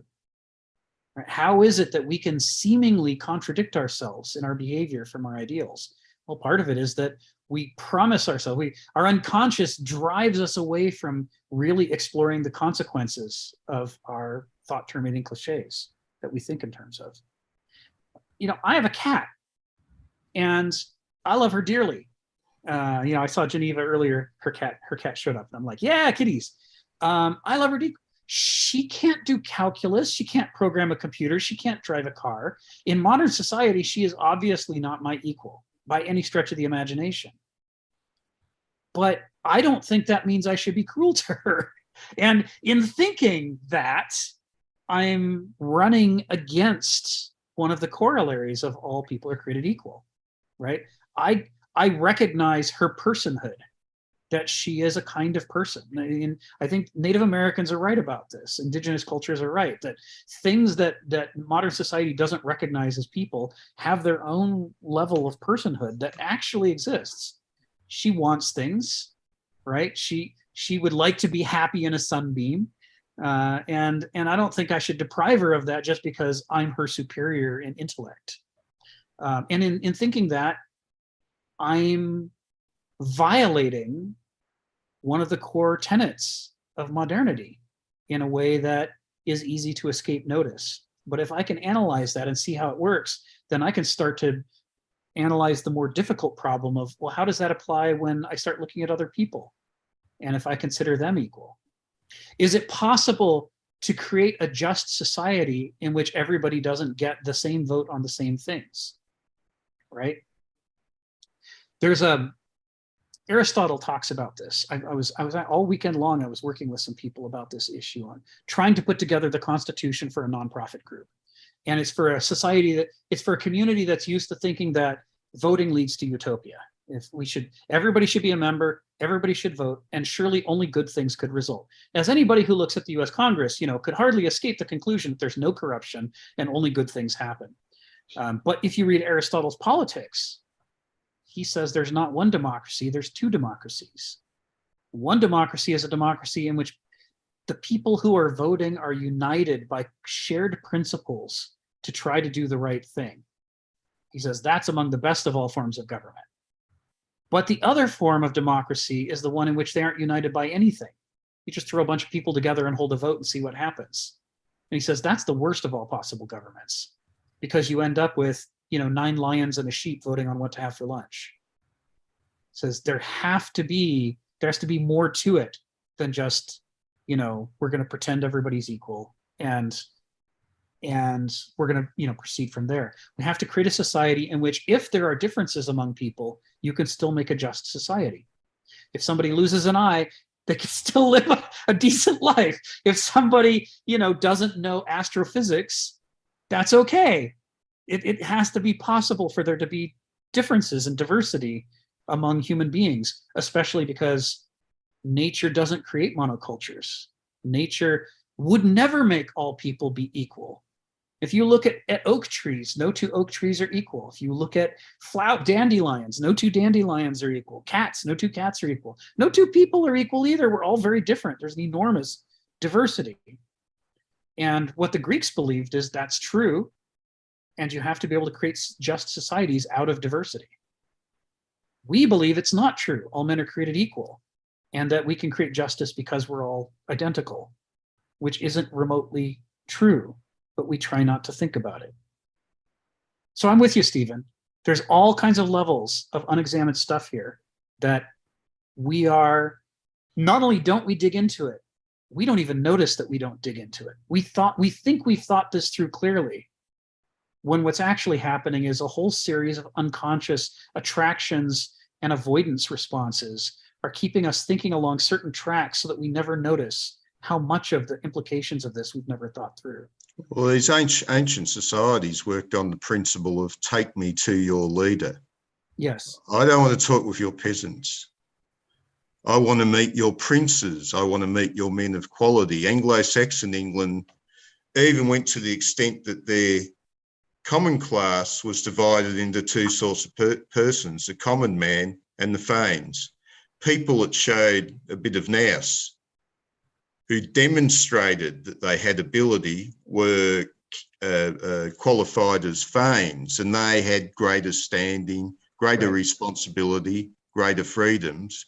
Right. Because the diggers, the ground diggers, the guys that were pretty much being told what to do, the vast majority were not seen as the essential guiding elements in a society. We can replace them easily. It's a lot harder to replace the men of quality. And yeah, we really need to get over this idea that everybody's equal. I'm not saying it because I like it. It's just simply a fact of how societies operate. I mean, even in Monty Python, King Arthur comes trotting along and he goes, "Who is your master? Who rules in that castle over there?" And the peasants say, "Oh, nobody. We have committee meetings. We're a synarcho-anarchist commune."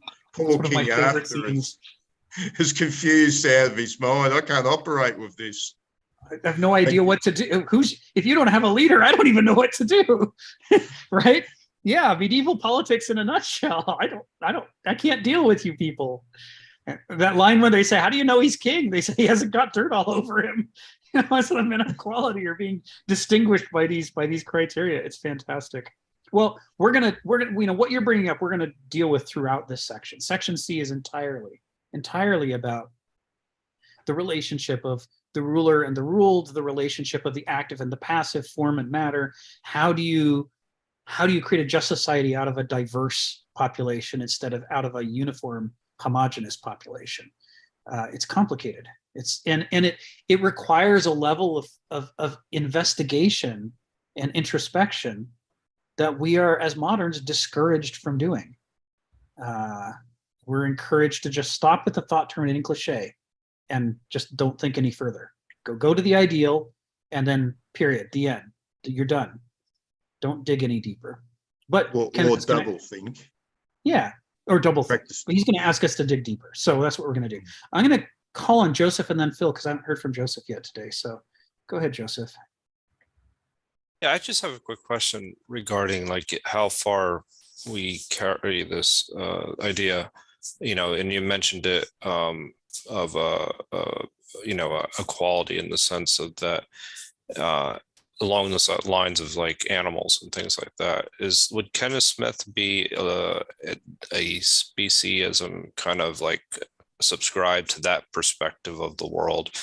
That this othering that even exists in us doing it to other species has a way of manifesting itself and kind of creating a certain othering with even amongst races, and it's part of this whole industrialization complex that actually kind of turns us into, I don't know, to categorizing everybody into certain groups. But would he extend that to animals is what I'm trying to ask, is, does he think along those lines? Is that his philosophy? Where he's going to bring us is to a Heraclitean paradox. He does that a lot. How do you know that the finite human mind is accurately looking at the multiply infinite cosmos? Well, because you're looking at a paradox. If it resolves into something simple, it must be finite to fit inside a finite mind. Right. So if you look at the world and you have simple, easy answers to everything, it shows that you're not seeing the world for what it is. If you're seeing the world for what it is, your brain is going to boggle. And that's okay. You can learn to work with paradoxes.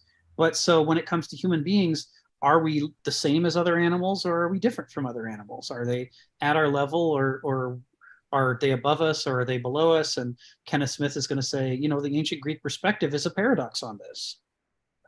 Further down in section C, he uses the Nietzsche quote, "Man is a sick animal."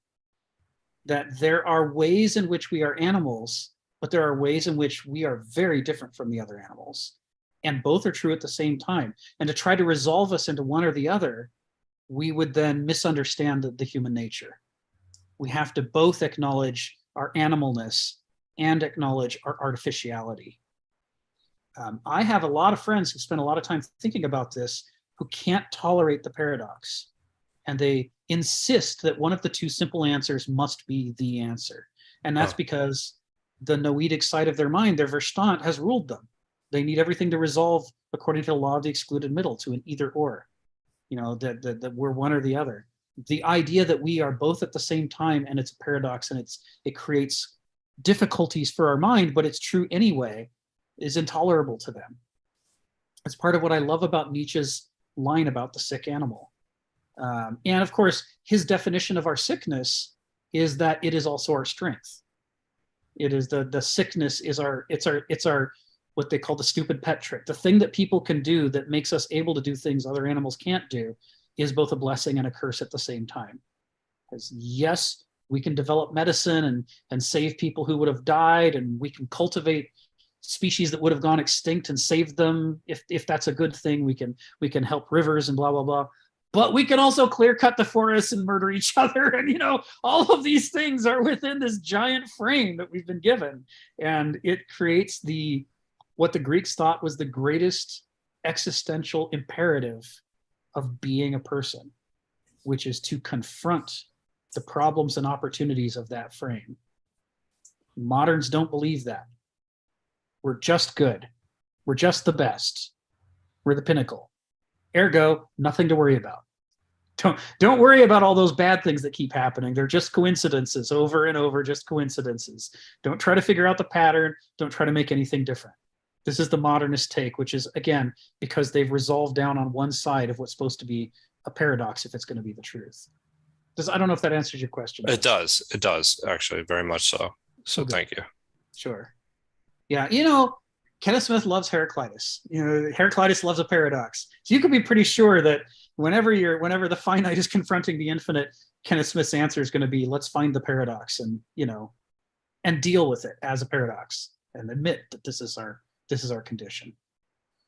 Phil, go ahead.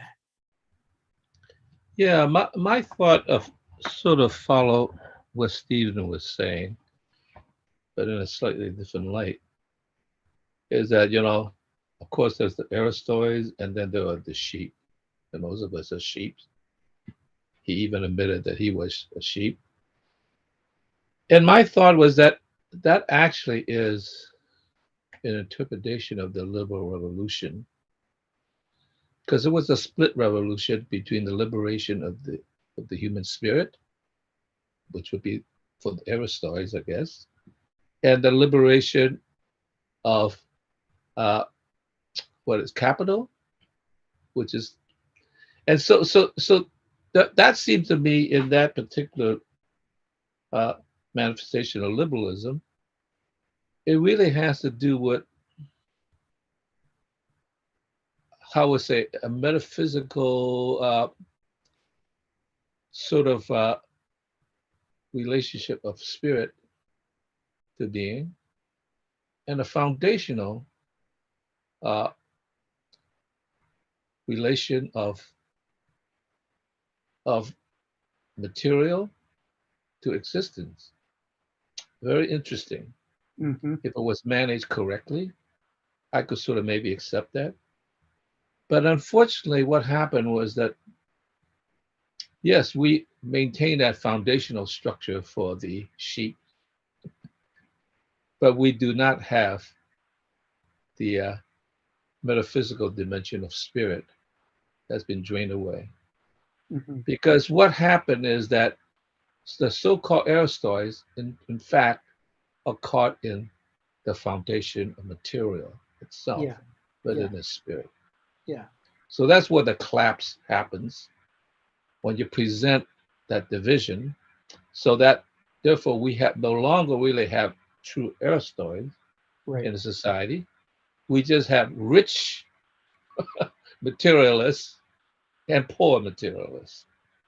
That's a decadent explanation of liberalism. And it seems to me that's what needs to be corrected, because what that does is that it begins to squeeze the sheep further and further, because of course, if you're going to deal with the material foundations of existence, Yes. then if you're the so-called Aristoi, in misquotes, then of course you want more. You want the yachts, you want the private planes, you want all that stuff. You know, uh, you know, let the sheep, let them eat cake. That's where the problem is. I think I could accept a society in which there are Aristoids and there are sheep, to the degree that you could provide sufficient amount for survival or existence, but not the way it is. Mm-hmm. The whole structure is about foundationalism of materials, and therefore the spirit has been sidelined. Now, of course, I think if you're wise enough, you're going to talk about the other part, but you don't really mean it. And I think that's what has happened to a kind of a decadent hierarchical structure. Yeah. That we have. Yeah. And I think it's important to point that out. It's really not so much the concept of that structure, but the fact is there are no Aristoids. I'm not going to claim that I'm an Aristoid, It's but not possible under modernity. I'm pretty fundamental in my struggle about the human spirit. It just seems very, very difficult to even try to become an Aristoid, right, in the contemporary society. It's because they impossible. will just say, "Are you a fucking fool?" I mean, don't you know that everybody is undertake? I mean, there you go. I mean, I think this structure excludes any real Aristoids, only the pretenders. So that's my explanation about that. That is about the decay of liberalism. I mean, Yeah. and so I actually think that liberalism was maybe at the start possibly a good idea, maybe, but it sort of degenerated into what it is today. It's the usual arc, right? I mean, you do what you have to do to get out from under the rotting carcass of the old epoch. You confront those issues. But once you've done that, it begins to get a momentum of its own. What were supposed to be the short-term strategies to overcome the old problems, as people invest in them, they start to have interests. They have money invested in the state of affairs, and they're less and less willing to let you change that state of affairs, even if you only needed it temporarily to overcome something.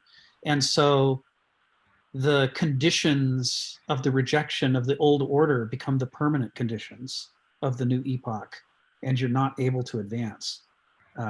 This is that phenomena that we see both with the medieval overthrow of the ancient order and with the modernist overthrow of the medieval order. In both cases, that was a blessing at the time because that's what it was trying to be.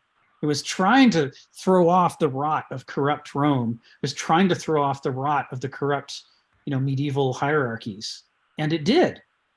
But then it couldn't change itself to become something new.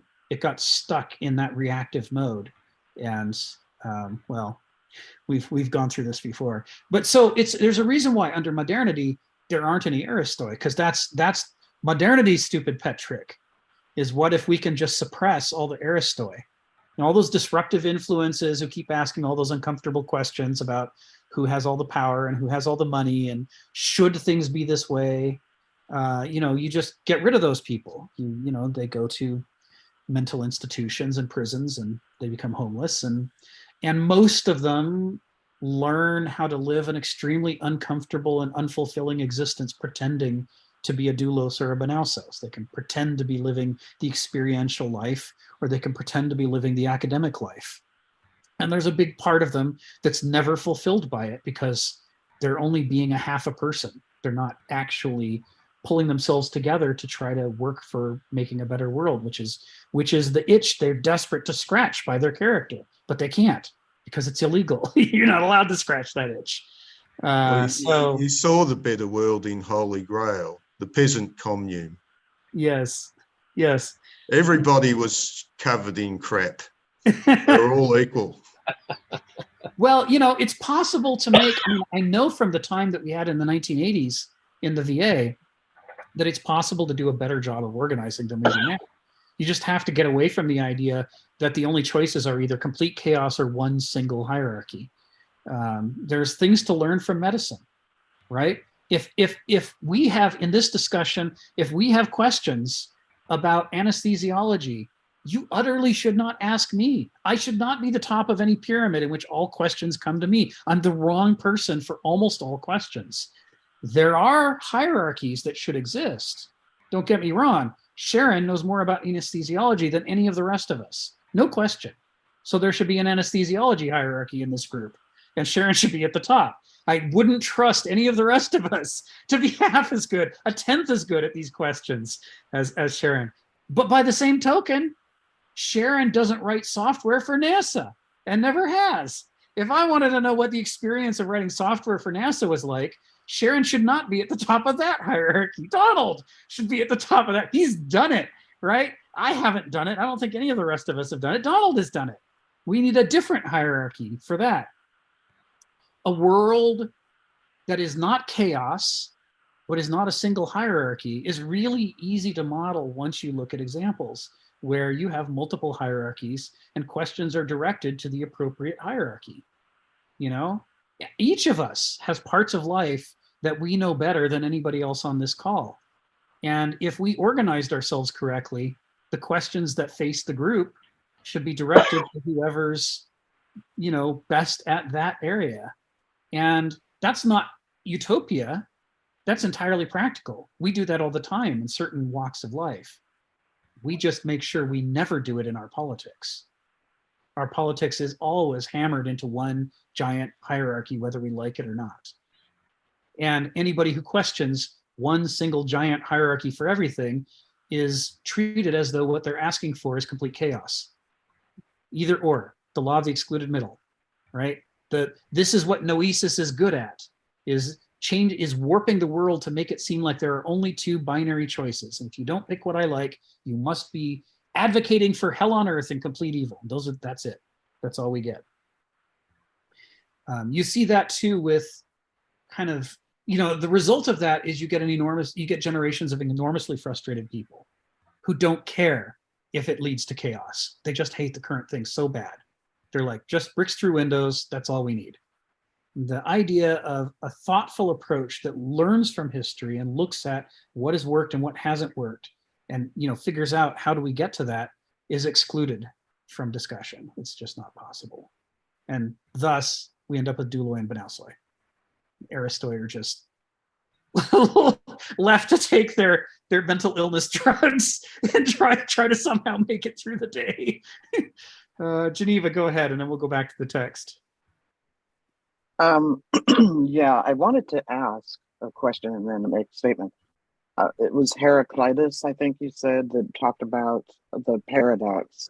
And Yeah. I wished I had known about this yesterday. Now I'm going to have to add that to my reading list. Because I was in a meeting and we were discussing René Girard's Violence and the Sacred. And people were so upset because I guess they thought that Girard was coming up with this theory of everything and that everything fit in that box. And I didn't think that's what he was doing at all. He was probably saying, at least from my reading, that there is this element of mankind that is violent. And how do we deal with that? And so he went back through time and showed how ancients and others would sacrifice some of their members to the gods to sort of make the crops grow, make it rain, that sort of thing. And, we've clearly, I guess, evolved beyond sacrificing people, but maybe we haven't. I mean, I guess we don't throw them in volcanoes, but we do offer them up for, I guess, the judicial system is sort of our sacrifice now. We offer them up there, but I really want to read more about this paradox, because I think that might be what he was saying. He wasn't saying that we're all violent all the time, but there is this violence that reaches a fever pitch at some point, and something has to be done about that.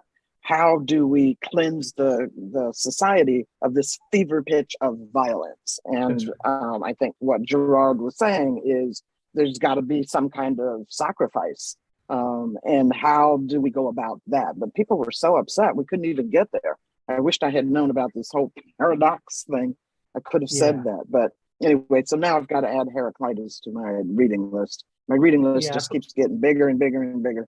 I put in the chat a link to Kenneth Smith's favorite published Heraclitus translation. It's by Philip Wheelwright from 1959. It's free. It's in the Internet Archive. You could download a copy onto your own computer. And cool. It's, cool. I have it on my computer. It's the book that Kenneth Smith uses most often. Kenneth Smith's done his own translations, but they haven't been published yet. So that'll be for some other time. But the general idea that's going to come out of Philip Wheelwright's commentary, which he's clearer on than a lot of people, is that Heraclitus isn't just gratuitously throwing paradoxes around because he likes to trip people up. You can find other commentators who will talk about Heraclitus who say, oh yeah, the man loves paradoxes. It's like, no. What the man is saying is that the human mind is finite and nature is infinite. And so the more accurately you perceive nature, the more truths will resolve into the form of a paradox in which things are and are not at the same time. And that's okay. You can reason with that. You can build a worldview out of that. You can develop science out of that. It's not like a logical contradiction in which you throw your hands up and say, oh, well, we're failing. It's the basis for a different way of thinking about the world. So I'm going to take us back to the text again. We were working on that first sentence, and we talked we were at first focusing on the active and the passive, the ruling and the ruled, but let's go back to the first clause. He says, all of nature shows to the Greeks some kind of being ruled or determined. Some kind of being ruled or determined. So the part of us that isn't active but has to suffer existence, that has to take things as they are, they don't see as something to, the Greeks don't see as something to eliminate. They see it as something to cultivate, but not as something, you're never going to be infinitely free. Pure freedom is not an ancient goal. And in fact, it shouldn't be a goal if you think it through. What would happen if you were immune to the laws of electromagnetism? You'd be dead. Your entire body is built out of electromagnetism. It is because you are ruled by the laws of electromagnetism that you can be alive at all. How about the strong nuclear force, the weak nuclear force, gravity? If you were free of those things, you'd be dead. The basic principles of DNA, if you were free of those, you'd be dead. You know, all chemistry, all these layers of complex natural laws make us possible. To want to be free of those things, Kenneth Smith writes in other places, is a kind of sick dream that modernity cultivates in us. This notion of pure infinite freedom without any subjugation to the rulership of archai or principles is a desire for non-existence disguised as freedom. It's like the baby who's being carried in your arms over a dangerous terrain, and they get impatient and they start fighting and trying to throw themselves out of your arms. If they could succeed in being free, they'd die. They'd fall down onto the dangerous terrain. And that's what it's like when modernity teaches human beings that what we should be is infinitely free. That's the goal. Pure freedom. We're born, we're born free. It's like, it is not true that we're born free, and it's not true that we should be purely free. Our proper situation, like with a frog, is amphibious. We need a certain amount of freedom, and we need a certain amount of subjection and passivity. And if we can't reconcile ourselves to that, then we're failing to reconcile ourselves to the basic requirements of human existence. This is just what it takes. If every child refused to do what its parent asked it to do, at that stage when the child has no idea how anything works, including how to feed itself or anything else, the child will die. It is necessary that we have subjugation on the parts of ourselves where we don't know enough to do the right thing. There's a relationship here between the concepts of passivity and unconsciousness and the concepts of intelligence or freedom and intelligence and consciousness. There's a meme that goes around where people say, if only I could fully wake up and be 100% conscious and be making my decisions consciously. But we would die if that happened. Because if you had to consciously digest an apple, you would starve to death before you'd even got through 1% of it. The complexities of the chemical processes that need to happen to break an apple down and turn it into your own vitality are too complicated for a human being. You could spend the rest of your life working your way atom by atom, molecule by molecule, cell by cell through one apple and still not count them all, let alone figure out what they should do or where they should go. The unconscious, passive part of ourselves is incredibly powerful. Incredibly powerful. It is the foundations of life, right? I mean, God bless the enormous number of archaea and bacteria that live in my digestive system. I will always be in their debt. I can't do what they do. My brain is not that smart. And even if my brain was that smart, I mean, look at these big sausage fingers. I'm supposed to reach down into my digestive system and manipulate pieces of apple. I'd never succeed at that. I couldn't do it. But they do it, and they don't have a nerve cell between them.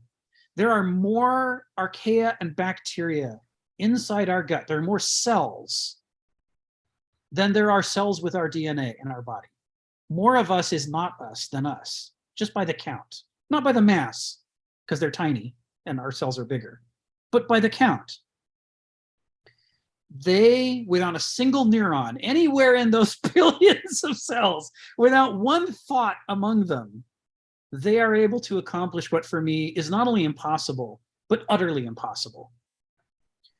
You could take all 7 billion people and put them to the task of getting me to digest one apple, and they'd fail at it. But these thoughtless little bugs, they pull it off every day in the digestive tract of every animal in the world with no problem. So the passive side, the side in which we are ruled, in which we are not in charge, is the most important part of us. When we look at the history of life and evolution, we see that the development of a nervous system comes very late. The development of multicellular organisms comes very late. It's only like 650 million years old. The planet's been here for like 4.5 billion years. Life, and under the current estimates, the earliest forms of life might have been up and running within the first 300,000 years or so, even before the planet was fully cool. At a stage when I was a kid, they thought nothing could possibly live. They thought the world was just a big ball of magma. Now we know only 300,000 years in, there's already the first microbes evolving. Inconceivable how fast it happened. So for billions of years of evolution, single cells were all there were. No multicellular things at all. And in the evolution of multicellular creatures, an enormous stretches of time happen without any neurons to be found. And when neural nets first start evolving in jellyfishes, there's no brains. Yeah, they got nerves to connect up their muscle fibers, but there's no brain. There's no central nervous system. No thinker and designer and planner and ego and intellect is making any of this happen. This is the foundation for all of us. So our proper condition is not to be fully passive and not to be fully active, but that the active part of ourselves, the ruling part of ourselves, is a development, a flowering, bud, blossom, and fruit, as you mentioned, Geneva, right? The Hegelian dialectic.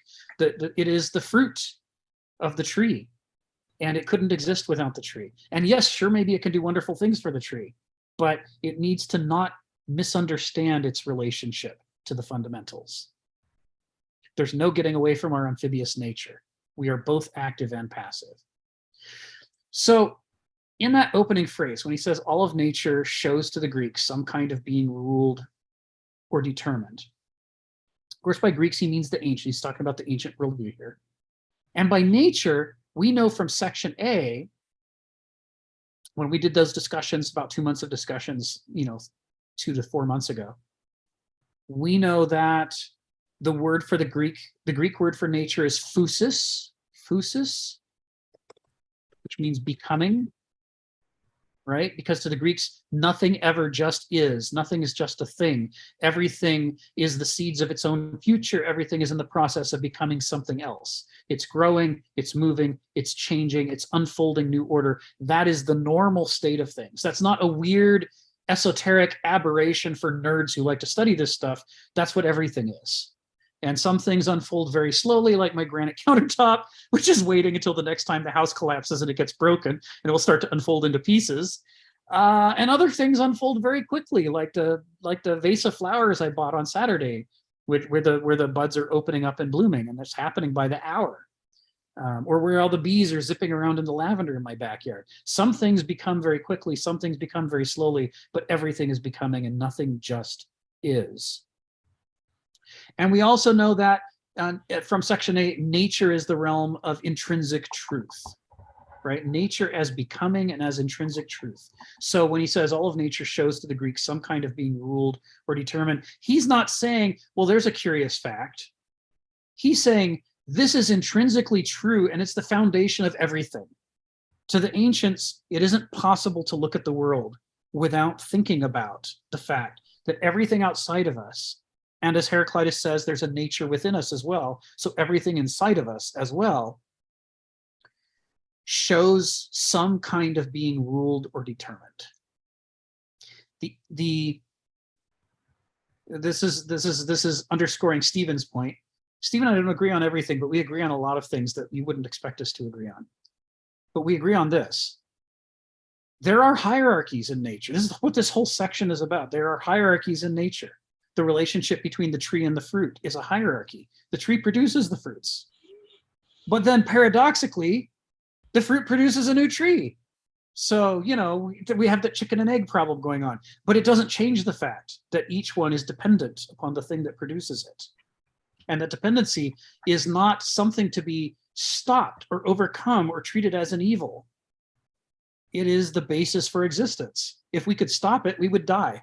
You know, it's like, you know, you think about the fact you can't digest an apple without all of these germs in you. And you think about all those commercials from the 1970s pushing Dial soap with antibiotics would kill off all the germs. And all these people who became germaphobes and were terrified to go around their house spritzing with disinfectants, trying to create a hospital-like environment because they don't understand why hospitals do it. Hospitals do it because of the vulnerability of sick patients and surgery, what happens. The hospitals don't do it because the world would be better if we could kill all the germs. But once it's been filtered through the marketing industry, they figure out if they can terrify people into thinking germs are the source of all evil, and our goal should be an apocalyptic purge of all germs everywhere, surely goodness and utopia will follow, say the marketers, but what actually follows is widespread illness. Because without the germs, we die. This relationship, right? We need them. So this question of rulership and which boats should you rock and what should you submit to yourself to the ancients, this was the fundamental truth of reality.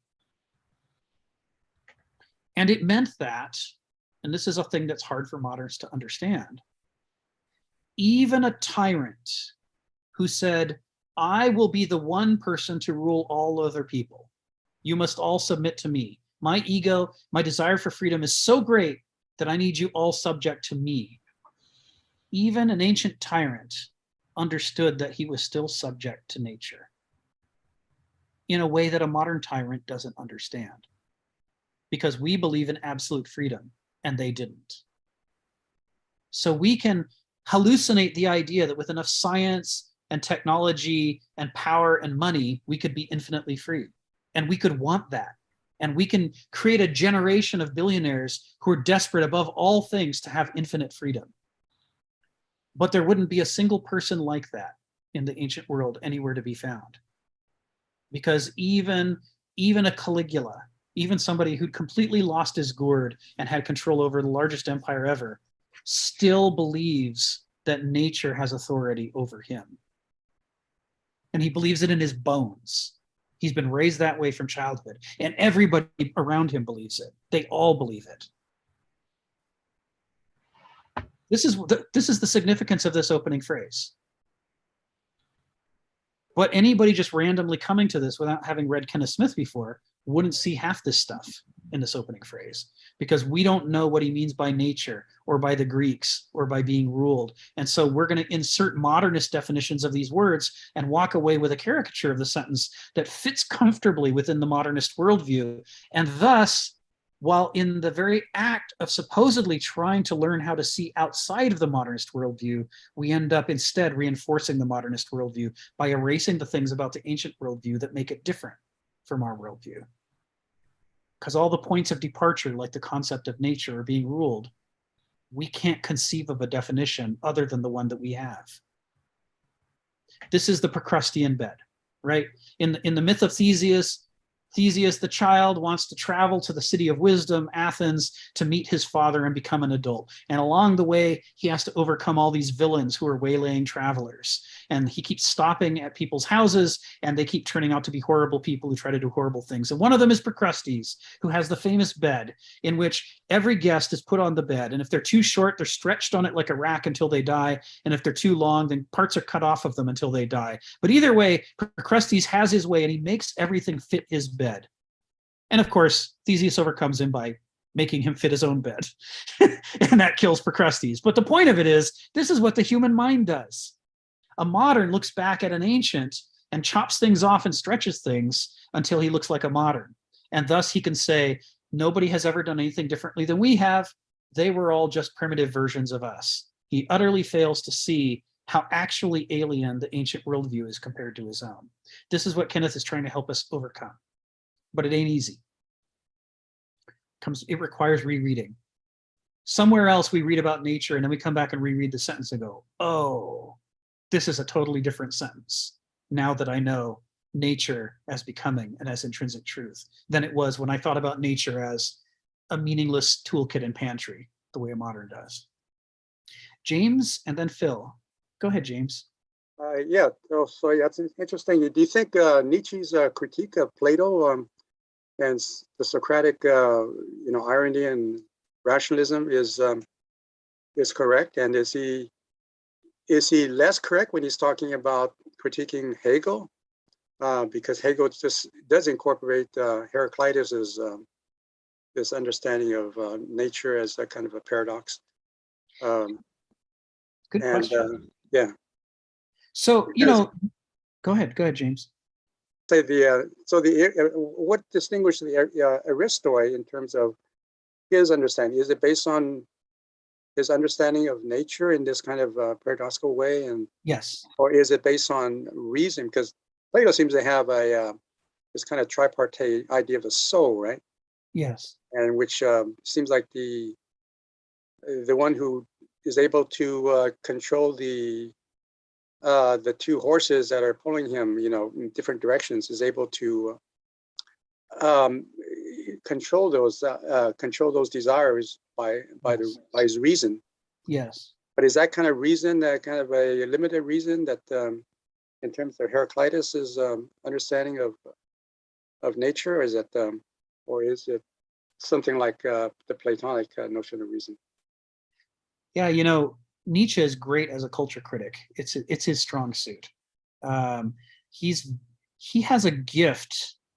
Sometimes it takes him a while. Like it took him a while to work out the relationship of Dionysus and Apollo, and to decide how he felt about Socrates. But give him enough time, and he digs and digs and digs, and he figures out where the weak spots are. So, Plato, who at the time that Nietzsche was writing, was revered along with Aristotle as almost perfect. Like there could be nothing wrong, right? This was the heritage coming out of the medieval epoch. Nietzsche starts having a go at Plato. I mean, anybody tells Nietzsche that something is perfect, Nietzsche's first reaction is, oh yeah? Well, let's just see about that. And so he's going to go and dig into it and say, well, is this part so perfect? And what about that part? And then he's going to say, notice how these three parts have something in common. I think there's something systemically wrong here. So he does that with Plato. And it's part of what's led to sort of Kenneth Smith's reevaluation of Plato as, not perfect, that Plato was a guy and he had certain strengths and weaknesses. And where I think Kenneth comes down on this, when he's not oversimplifying, I think where Kenneth comes down on, because I'm watching Donald there, watching Donald listen, watching Donald wait to see whether he's going to have to step in and defend Plato again. I think where Kenneth comes down to it when he's being at his most thoughtful is that, first of all, Plato is an Aristos. There's no question. He may not have got everything right. He may have had some influences that Kenneth Smith didn't care for, but he's an Aristos, and that sets him apart from all of us. He was an Aristos raised in a culture that was trying to create Aristoi. And so he's comfortable with paradoxes. He's comfortable with the way that nature has authority over us, these paradoxes of human free will versus determinism. Plato digs all that stuff, which puts him far apart from any modern. But he's not a philosopher in the sense that some other philosophers are philosophers. He's a poet who loved a philosopher. And as a poet who loved a philosopher, he's doing his best to, in poetic language, capture the meaning of what that philosopher taught him and what he learned from other philosophers. And he's using his dialogues to try to represent those ideas in the most persuasive way possible, which is an important heuristic activity. He doesn't always get it right, but he's got lots and lots of good, juicy stuff in there. So this discussion of the mind as two horses pulling in different directions, and that he has to use his reason to make them work together, is an attempt to capture this notion that Hegel would later develop of the Begriff, the Verstand, and the Vernunft, of the way the experiential side of the mind and the rational side of the mind are opposed to each other and pulling in different directions. And you have to cultivate that third faculty of the mind in order to reconcile them with each other and get your chariot to go in a direction. All of that has built into it Hegel's dialectic. You're absolutely right. To talk about that metaphor from Plato and Hegel at the same time is exactly right. Hegel may have said there wasn't a single proposition of Heraclitus's that Hegel didn't turn into a core part of his own philosophy, but he knew his Plato and Aristotle too, right? I mean, when you read in the Phenomenology der Geist, when you read this stuff about the struggles between Begriff and Verstand, the way that Verstand is a negation of Begriff, all of this is just a different way of describing what Plato describes with the two horses, right? I mean, clearly we're talking about the same topic. This is the mind. And as Heraclitus would put it, it's the way that what an Aristos needs to struggle to do is not to fall prey to either of those horses, but to string them together the way you string a bow, so that the two different opposing sets of forces become a dynamic system that can allow you to really create some power and movement. That's what they're all trying to capture there. And Nietzsche's critiques, when he comes at these people and looks at their weaknesses, that's not the part he's trying to pull apart. He's not trying to say there's anything wrong with any of that. He's trying to say they got all that part right as far as he can see. But he's still going to go at Plato for his Parmenidean influences. And he's going to have a go at Hegel for the ways in which he became complacent within academia and within the culture of European colonialism. Nietzsche's not an anti-colonialist per se, but he's enough of a contrarian and culture critic that some of the very things that he pokes at in other philosophers turn out to be the things in those philosophers that are the weakest and that were given to them by the larger colonizing culture that they couldn't examine, that they took for granted, that they didn't even know was in them. When you read Hegel, where Hegel is saying it's impossible for the Chinese to have philosophy because Chinese writing doesn't make it possible to think about things, this is Hegel talking out his ass, right? Hegel doesn't know what the hell he's talking about. He's talking in stereotypical ways about a culture he doesn't understand, that he sees as lesser than himself because he's a white European man at the pinnacle of civilization, and those backwards yellow people over there, what do they know, right? He doesn't understand how to read Chinese characters. The analysis that's been made of Hegel's offhand comment about Chinese philosophy is that Hegel actually saw the I Ching and those little trigrams that represent the different positions, the binary positions, and he confused that with Chinese writing. He thought that was Chinese writing. He knew so little about China. He thought that was it. And he's like, well, you can't make a philosophy out of just some simple binary sigils. And it's like, well, no, Hegel, that's why the Chinese have writing. But you don't know they have writing. So you're just shooting off your mouth with an easy solution because it satisfies your colonizer imperative to say that other cultures must be inferior to my own. He can't see that about himself. But here's Nietzsche years later. Even though Nietzsche doesn't have a sophisticated understanding of colonizer culture, he can still watch Hegel make comments like that and go, man, Hegel, there is a complacency in you such that, one day you're revolutionizing philosophy with the bud, the blossom, and the fruit. And the next day you're busy saying white people have philosophy and Chinese people don't. I mean, come on. There's something clearly wrong with your mind that's being caused by your position that leads you to not question things that you ought to question.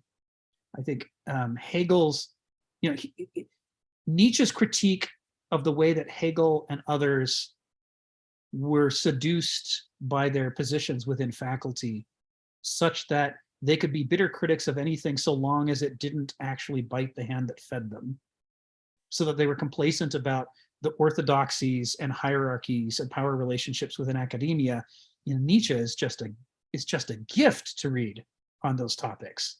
I mean, he went right for the jugular. Those are exactly the weak points in so many philosophers' philosophies. They can't question that because, that's where their money comes from. So I always enjoy reading Nietzsche's critiques of these things.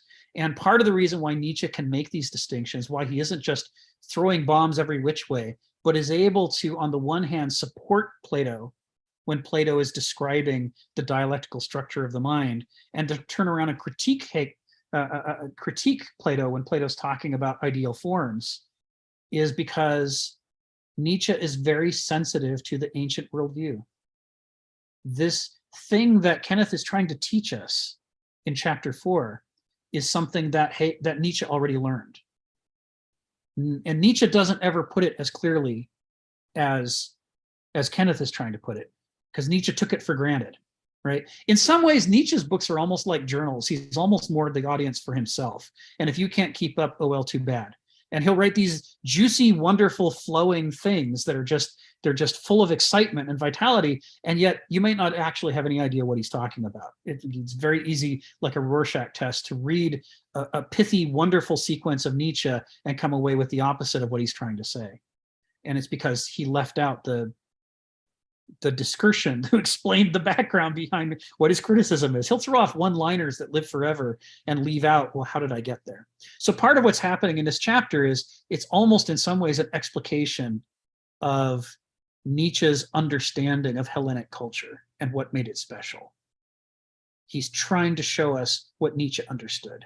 And Nietzsche's not the only one, but Nietzsche was a professed Hellenophile. He loved the ancient culture. So Kenneth is trying to unpack it for us and show us what are the main ingredients that make it so different from us. So what that means is, if you read and understand chapter 4 here and fully get what he's saying about ancient culture, you can go back and reread Nietzsche's critiques, and they'll take on a new meaning for you, because you'll have this context that Nietzsche took for granted and didn't bother to explain. If that makes sense, James. So I'm going to call on Phil, and then we'll continue with the text. So go ahead, Phil. Yeah, I think yesterday at the same meeting James was, which is on Hegel's logic. But I'll bring up a different point than James. Sure. And it has to do with the fact that the dialectic that Hegel had was a kind of dynamic dialectic, which is different from either Plato or Aristotle, which sort of tended to move into a kind of reductive direction. I'm not so sure about Aristotle, but I'll leave that aside. But nonetheless, and it really began with Parmenides. So my focus was on Parmenides. And it seems to me Parmenides, if he said anything, was that being is. But the problem with the way the way he said it is like, well, you can't actually do anything. There it is. It is what it is. And it's like, that's just untenable, at least for a thinking individual, right? So the generation after that had to try to parse that out. What could it mean in terms? And it seems to me the criticism was that it became dialectical, but the dialectic moved into a reductive direction of metaphysics. And of course, Hegel's metaphysics is a dynamic, speculative metaphysics that moves into the future. And I remember somebody commented, and it was a very important comment. He says, well, Hegel's dialectic of movement really has incorporated within it an ontology. Yes. Okay, so that was interesting. Of course, I wanted to ask, I didn't get a chance to ask, but I wanted to ask, well, if it's incorporated in the two, then is there like a synthesis? Or was it an overlay between the two? Or was it a kind of dynamic rotation, between the creative forces and the ontology and relationship to the metaphysics? I didn't get to ask that question, but because it's interesting how that fusion could happen in a way. Well, not that. I wanted to know how that happened, how that lay, or some other fusion that came together. And so what that allowed for is like, it meant that that metaphysics incorporate a being into its very metaphysics, and not reduction. You know, so therefore it's not a reductive metaphysics that look at things through the throwing out the irrelevant stuff and getting to the purity of the form itself, Yes. but a productive metaphysics that, in a sense, creates, in a sense, in a temporal dimension of time. And so that was very interesting. And so now, like I said, I'm not sure whether that really was the case with Aristotle, but I think the criticism laying on Plato probably was correct. But in some sense, and I just sort of wonder, yes, I think there's always been a problem in the sense like if metaphysics left out the ontology, that is by its very nature is not tied to the existential world. Yeah. Now, it becomes a problem in sense, which is another mystery to me. I have to, try to figure out what that is. But I suspect that Hegel was verge on existentialism, but I think he clearly indicated, or at least his follower clearly indicated, that this is not existentialism. That there's not the fusion of the relationship between nature and mind in that sense, but mind still, in a sense, project itself into nature and give it the meaning. And whereas existentialism means that there is a relationship between the mind and nature or being. Yes. So let's put it that way. And I guess my question, I wanted to ask this question too. And in fact, I think I did ask that question. I was kind of put down on it. Said, no, that's not the case. I said, was Hegel radical enough to actually turn the metaphysics upside down? Because we always think of form possesses the meaning that gives the content. Mm-hmm. And I wonder whether, if you really think this through, whether there isn't the reverse, is that the content has a hidden form in which mind discovers. Yes. And if this is the case, there is a relationship between matter and content and the form itself. It's not because if it's not existential in the sense, then in a sense, it's still kind of one direction, the domination of the mind Yes. over the stuff. Yes. So I wonder what you have to say about the interaction between the form and the substance, or the form and the content.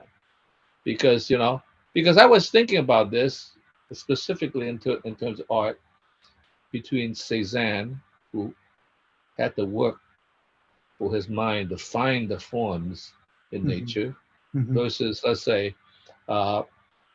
Picasso, who was mind imposing its form into the structure of making rather than discovery. Oh. So that's a very complex question, but you might want to enlighten me in that, because it's that's the part that I might disagree with Hegel. So let's dig into that a little. It's interesting that you described him as possibly being a hybrid. I think you're right. What we see in Hegel is this amazing development of the dialectic and the understanding of its implications. But he needed to reconcile that with his form of Christianity, which, we're talking a while back in the past. He still had great proximity to the medieval epoch. There was, at the time that he was writing, a great deal of his own form of Christianity had a lot of medievalism still in it. It hadn't finished modernizing. And in the medieval worldview, God was not restricted by the matter, right? His capacity to design and create was not limited by the lawfulness of the matter. He created ex nihilo, and as a result could create anything he wanted to. So, here's this medieval concept in which there is no dialectic. The mind is just imposing itself upon matter.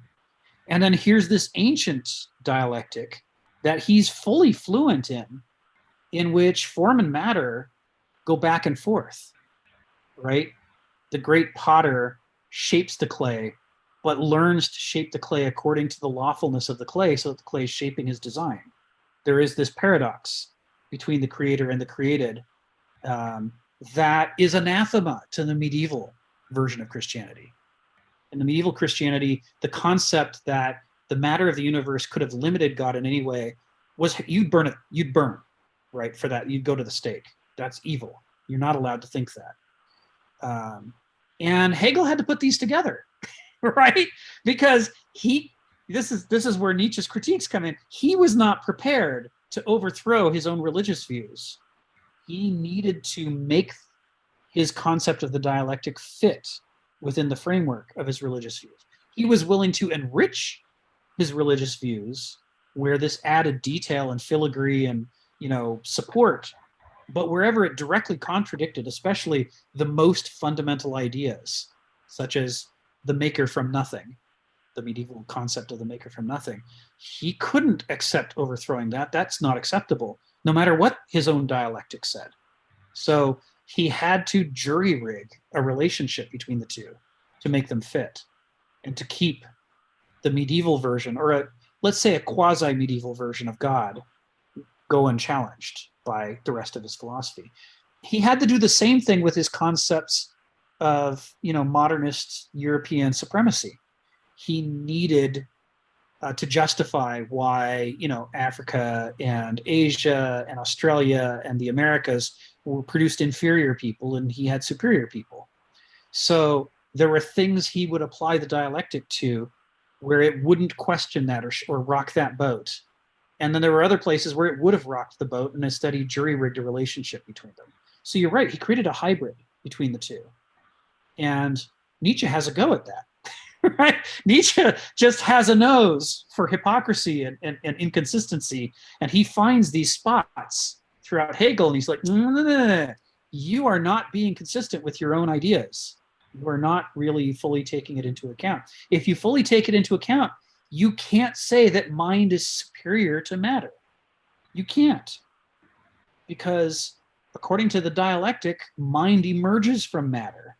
Mm-hmm. Now, it may then turn around and attempt to rule matter, but it's not going to rule it like a medieval god who can impose his will infinitely upon it. It's got to be a back and forth. There's a paradox at work here.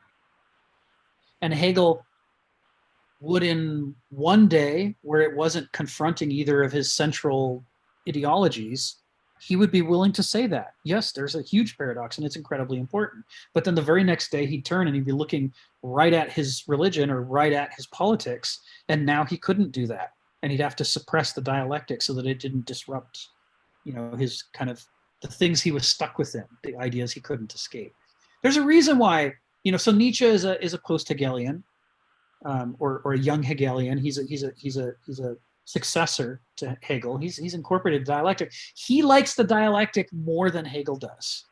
He's willing to, as a contrarian, he's willing to smash idols, including his own idols. And in fact, he takes enormous pride in not following Hegel's example in this matter.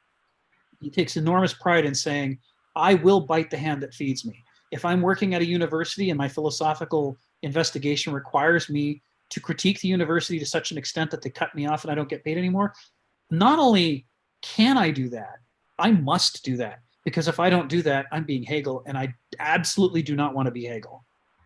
Nietzsche's like, he's clear what his goal is. He's gonna smash his damn idols. And that makes him more true to the dialectic than Hegel is. You see the same thing with Kierkegaard. Kierkegaard writes at length about the nature of delusion, which Kenneth Smith adds on the layer that all ideologies are delusions of a form. So we can also call this a critique of ideologies, in which he says, when your thinking only allows you to go so far, but then you run up against the limits of the delusion, and the delusion will not let you finish that thought. You must not. and it will bend the thought back in a direction that reinforces the delusion, even when it's obvious to any outsider and should be obvious to you that the course of your reasoning should have taken you right through the membrane of that delusion. You still can't see it. You're saying, I'm going to draw a straight line, and you draw a line that goes straight right up until it curves and jigs back. And then you point to it and say, that's a straight line. And Kierkegaard says, no, that's a delusion in action. You are not seeing your own mind and what it's doing clearly. Now, Kierkegaard is just brilliant on this subject. And Kenneth Smith builds heavily. I mean, in Webb's especially, he's building on this framework of Kierkegaard's understanding of the human capacity to warp anything to make curved lines seem straight. Well, where does Kierkegaard get this? He's a young Hegelian. He's read all of Hegel. He's watched Hegel, absolutely commit to the dialectic, except when it would question his own ideologies. And then he believes he has committed to the dialectic. He thinks the jury rigging, the bent lines, he thinks that is clever solutions that demonstrate his commitment to the dialectic, when in fact, it's his delusion betraying the dialectic, and yet he can't see that he's doing it. This is part of how history advances, is these object lessons. We become these object lessons, and other people who aren't as constrained as we are, to them, it's crystal clear what we represent. The capacity of a delusion to distort even the most powerful thinker of his generation. Kierkegaard could just watch that and transcribe it and go, yeah, okay, I see, this is how delusions work. It's all over Hegel. Hegel couldn't see it because he was inside of it. So it's the water he's swimming in. So this is my answer to you, as I'm saying. I think you're right on the money that what you're seeing is a hybrid. And it's a hybrid because Hegel, like a modern who believes that his commitment to you deserve human rights because you're equal and we're all infinitely free, these kind of delusions, these ideologies that trap us into really sometimes quite evil behavior, but that we can't see, are the equivalent of Hegel being unable to question the medievalisms in his version of Christianity, or the supremacist elements of his concepts of politics. He doesn't know he's bound by them. If he did know and could see the shape of it, he would find it abhorrent. Ergo, his vision is always going to warp when he approaches it, so that it seems to disappear and become reasonable, logic itself. And at the same time, he's not going to notice that he did it. This is, for us, just like Kant is an enormous example for Hegel that allows him to see the artifice of pure Verstand and the importance of overcoming that and replacing it with an existentialist commitment to how does nature actually develop minds, instead of just prescribing some perfect mind and some perfect pure reason that we supposedly act according to. In the same way, Hegel then acts as an object lesson for the rest of us. God bless him. Somebody needed to, or else that would be us doing that, unaware of how delusions and ideologies were controlling us. It's why there were so many diverse young Hegelians, because there was so much to learn from Hegel's not only strengths, but his weaknesses. And to learn from the fact that Hegel could be smart at a level that most people are not smart, and yet blind to the ways in which he was behaving stupidly. It's a lesson for all of us. It's a mirror for us, right? Anytime, one of the great risks of philosophy is that as you look back on your more naive self, who didn't know these things, who couldn't think these things, you start to feel pretty proud of yourself. You're like, man, I've come a long way. Even in your humility, right? Are you saying that Hegel is yet another Oedipus? Yes, that's exactly what I'm saying. That it becomes really easy to think, well, I must have come far enough. I mean, sure, there's things I don't know, but maybe my system has a place for everything now. And we fail to understand that that function of having a place for everything is also the function of any ideology. It's just some things place are in the trash can where you don't think about them, and you don't know that that's what's happening. And you think that the fact that you can sort everything means that you are infinitely smarter, you've arrived your objective. So it's really valuable for us to study Hegel as a revolutionary overcoming Kant, while simultaneously being an obstacle who has to be overcome, to understand our own position as philosophers, to understand that the great hazard is that we'll grow complacent about our intelligence, and we'll wield the tools of philosophy to critique everybody else's philosophies and every other political party. You know, oh, I'm a liberal, I will use philosophy to point out all the problems in conservatives. And then I'll stop. And I won't turn around and say, sure, but what are all the problems in liberal ideas? What if we take these same tools around and name them at my favorite things? Or if I'm a conservative, I could do exactly the same thing in reverse, right? I could say, well, I'm a philosopher, I'm conservative, and hey, look at all the philosophical problems among these liberals. They're bankrupt, it's completely pointless. And then I'll refuse to turn around and apply those tools to my own conservatism and say, well, how are my ideas bankrupt? This is where I'm going to end before I call on Stephen. One of the core points that Kenneth Smith comes back to over and over is this line out of Kafka. And once you hear the line, it really helps you to understand why Kenneth values artists and poets and fiction writers and mythographers as philosophers. There is a line in Kafka that says he was permitted to attain the Archimedean standpoint, but only on the condition that he use it against himself. Now, the Archimedean standpoint is the famous place that Archimedes said, give me a lever long enough in the right place to stand and I can move the entire planet. And Kenneth says the Archimedean standpoint works even better as a philosophical metaphor. What is the perspective where you can get outside the trap of your own perspectives and look at the world and actually see it for what it is, instead of for what your delusion tells you that it is? For Kenneth, that's what the Archimedean standpoint is. I mean, sure, the Archimedean thing, yeah, a literal physical, there could be some place and a lever, whatever. But the really interesting thing is, what is the right perspective to attain as a person to where you could look at yourself in the world and stop seeing everything in a warped delusional state? And what Kafka's saying is, sure, but it doesn't work unless you apply it to yourself. You have to critique yourself, or else you're using warped tools. And if you are more eager to dissect other people's arguments than you are to dissect your own favorite things, you're not a philosopher yet. You're still just a sophist. You're just playing word games. It's not until you rip yourself a new one and you realize how an entire foundation of your belief system is bullshit, self-satisfying bullshit, but it just doesn't hold together.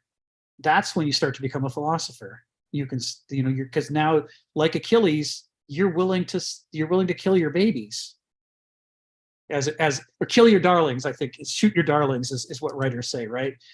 Whatever your favorite thing is, you're not willing to question in the plot. That's what's going to make your story a cliche. You've got to be willing to question the things that make you uncomfortable to question, and only when you do that does your story become original and authentic. Because now you can face any truth. Stephen, go ahead. Well, okay. Everything in my philosophical wheelbarrow is a protected species and no criticism is allowed. Right? Anyway, I was arguing with my old nemesis, the moderns, the Yes. rationalists and the humanists. Yes. I keep on pointing out that dilemma, that like, how much do we know? Yes. I said, look, you just look at the order of consciousness and awareness. We have that in the animal kingdom. We have something from, the most lowly form of life. We can take a dog, for example. Dog's very clever, but there are things that a dog just can't understand. We also go understand the dog is actually probably a close relative of what we are. Right. It's not that far removed from Right. what we are. The genetics alone, right? How close are we genetically to a dog? Really close. And I'm trying to explain to these guys that, look, just as a dog can understand certain things within its scope, it's not going to understand what double entry bookkeeping is. Yeah, right. Never. And I'm trying to point out to these rationalist humanists that most likely there is a tremendous amount you cannot understand. You are limited by what you are as a creature. Right. Absolute refusal to believe it. They believe with their reason. They've just got on that little rung in the universe where the possibilities are absolute. Right. Right. And I'm just flabbergasted. I lost it a little bit, and I said, "You guys should keep away from philosophy." That's what Nietzsche said. What I've found is understanding. If you start criticizing your own ideas, it's painful. It hurts. It does.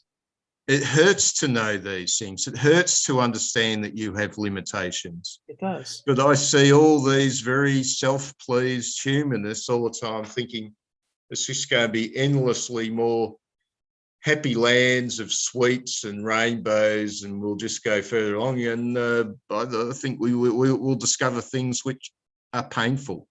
Yes. Yes. About ourselves. Yeah. Another difficulty I have is with the use of the word evil. It's thrown around so much in our culture. Yeah. I'd probably rather use the word evils, because we can go through a few stages. Any organism finds evils. For the antelope, evil is the lion trying to eat it. Right. It's good for the lion. Yeah, it's got a different perspective. Bad for the antelope. And we generalize the word good. That we have, and all these manifestations will have some goodness, or what we conceive or perceive as goodness.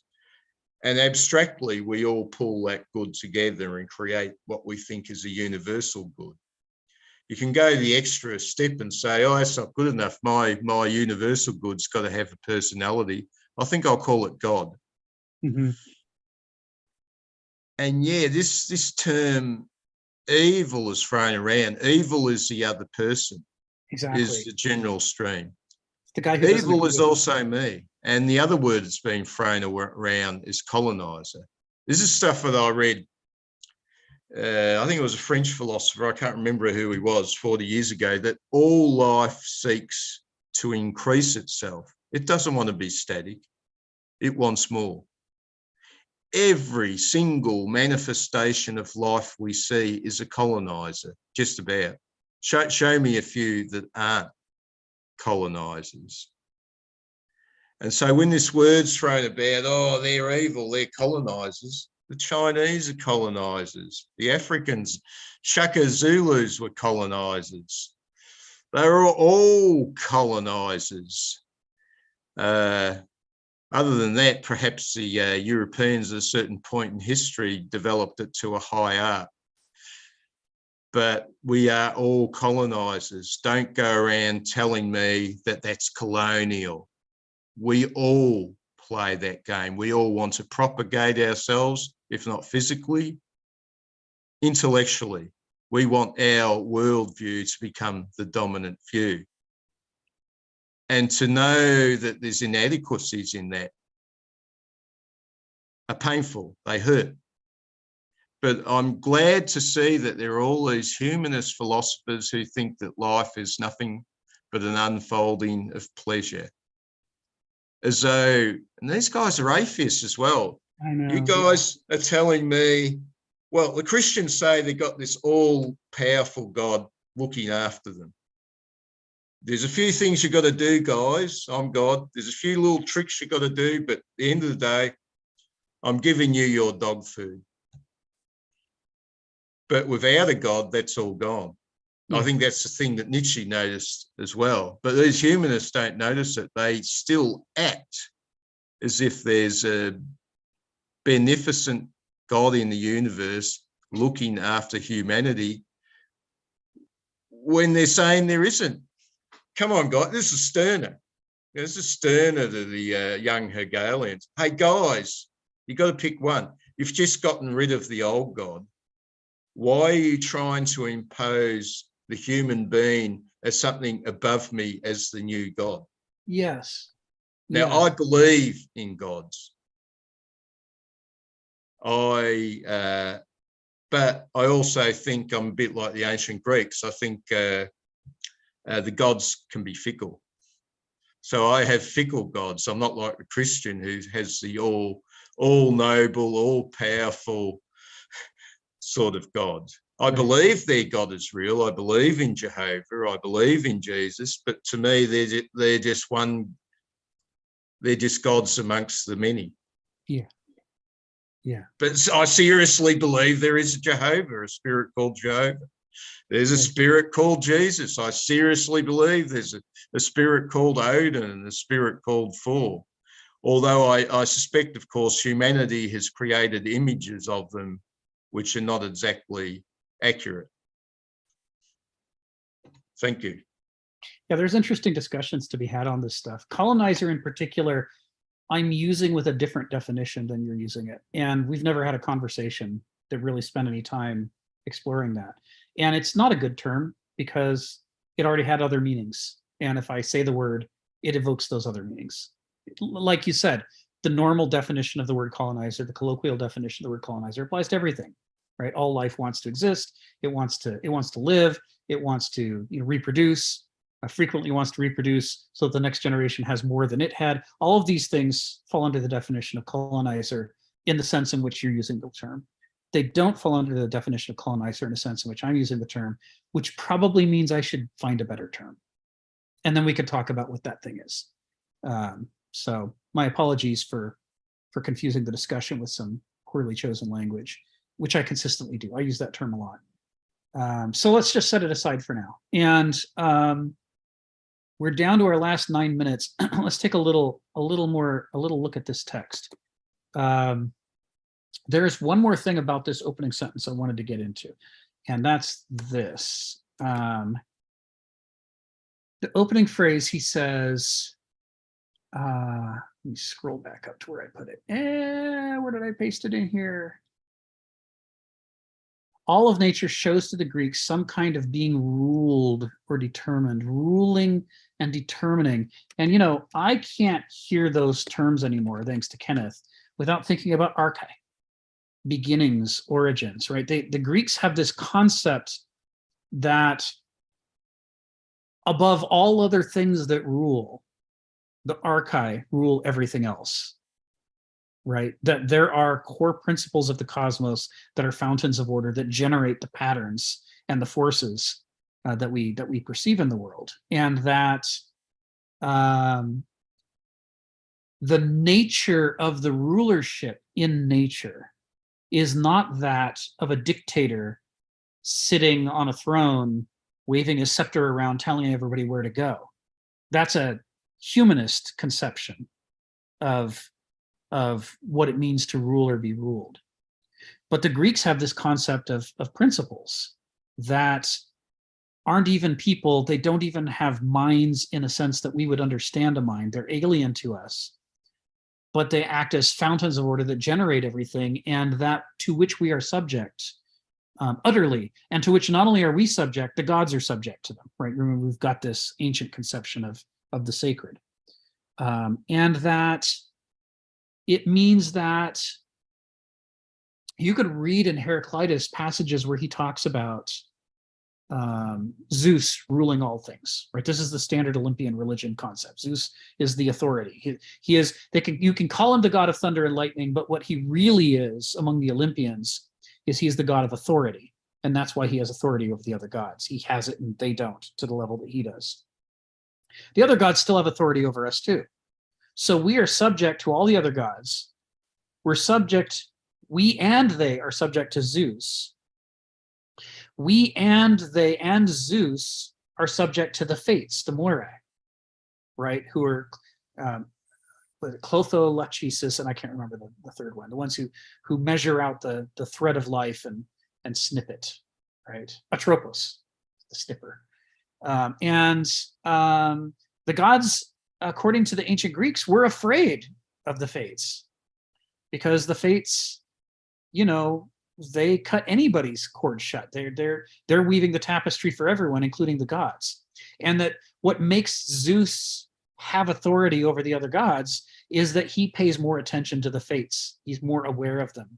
than they are. His authority, his form, his ability to rule derives from his recognition that he is ruled by the fates, and his willingness to reshape his designs to stay within the frame that the fates have set for him. Other deities don't rule as effectively because they aren't as directly connected to the fates, and they aren't as conscious of those limits. And so they collide with each other more. They don't always get their way. They get their way over us because we're just mortal, but they don't get their way over the other gods to the extent that Zeus does. Because like Odin, who's connected to sources of wisdom, so Zeus is connected to the fates and these sources of wisdom. But then the Greeks say, but even the fates are not ultimate. Behind the fates, there's an older, more chthonic, more terrifying deity named Ananke, necessity. And necessity gets you right down to the level of the arche of the cosmos. What are the core principles that make everything go? What are the fountains of order? This is an expression of the concept of Ananke, right? And that the weave of fate, the Moirae, who are more powerful than Zeus and the other gods, that is merely an expression of these fountains of order and how they interact at the level of Ananke. And even the fates are afraid of Ananke and subject to it. So when he says all of nature shows to the Greeks some kind of being ruled or determined, we have to remember that the sacred is included within, underneath the realm of nature, subject to nature's authority, and that nature has this structure of fatedness that's created by this deeper structure of necessity having to do with how the arche interact. So we aren't just ruled, but we are ruled through multiple layers, layer after layer after layer, where each layer is ruled by the layer of authority above it. And if we could liberate ourselves from those layers, we would die. Because those are the layers that create us and make us and everything else possible. You remember in past weeks, we've talked about how the Greeks have this pairing of concepts where they say there is the natural thing in physis, which has authority and intrinsic truth, and then there is the artificial thing that people stand up to try to harmonize with it as an emulation of it. And it doesn't have the kind of authority that the natural thing has. It's an imitation of it. And it's at its most functional, it imitates it well. So an example of that is, Heraclitus describes this level of Ananke as his logos, capital L logos. This is the laws of nature. And we don't mean scientific laws of nature, we mean the fountains of order, the arche. But in order not to run afoul of nature, human beings create cultures and societies that put in place nomoi, a nomos of laws. And our laws are not as binding upon us as the logos are upon everything. But they try to mimic the logos in order to avoid getting into trouble. And if we know what's good for us, even though we are not as bound by the nomos as we are by the logos, if we manage to put together a healthy set of nomoi, we should cling to those nomoi and behave as though they are as authoritative as the logoi are. He says that in those words. People should cling to their laws. They should protect and cling to their laws the way they cling to and protect the wall of the polis that keeps all the people from coming in and stealing all your stuff. It's basic survival to try to hold together into a harmonious, lawful collective, so long as those nomoi are mimicking the logoi, so long as they're in harmony. So what's going to happen in this section, what Kenneth is setting up for us here, is this idea of, and when he's talking about form and matter, ruling and being ruled and all these things, we always have to remember that it's meant two different ways. There is the level of necessity and ultimate rulership, upon which our very existence depends. And then there is the cultural imitation of it, in which we try to set up politics in a healthy way that mimic Ananke, so that we have some chance of surviving as a species, so that we can have cultures that actually will allow us to, like you guys were talking about earlier, cultivate Aristotle, for example, is something that a culture should do, but it's only going to do it if we've got the right laws and right in the sense that those laws are harmonizing with the logos and not in contradiction against it. So that if we mimic the relationship of necessity and thereby follow the nomoi, it will lead us to sustainability and health instead of to, collapse and disease. This is a theme that's going to run throughout section C, and this is all set up by this opening sentence, which is I spent a little bit of time on it. This is now that we spent the time on the end of section B and how he pulled it all together. Here's where we're launching into what's going to come. This whole issue is what this is all about, and we'll dig into it more next week because now we're at 2:00 and here endeth our session. Thank you, everybody, for a stimulating discussion. Thank you. Thank you, Rick. Good. Thanks, Rick. I still have the old Gleitner question there. I still want you and Kenneth to work on it. I'll give you another clue. And the stuff you said's pretty good. There's a big picture there. But still, what is the essential nature of that riddle? Right here, look at the irrigation link from DJs. And you've actually said it in the lectures, and that is part of the answer to that riddle is think more viscerally. We're dealing with a subject, we're dealing with a visceral subject. So there's a further extension on the clue, if you want to take up the challenge. I do, of course. Thank you, Thank Stephen. you. Thank you. Bye-bye. Have a great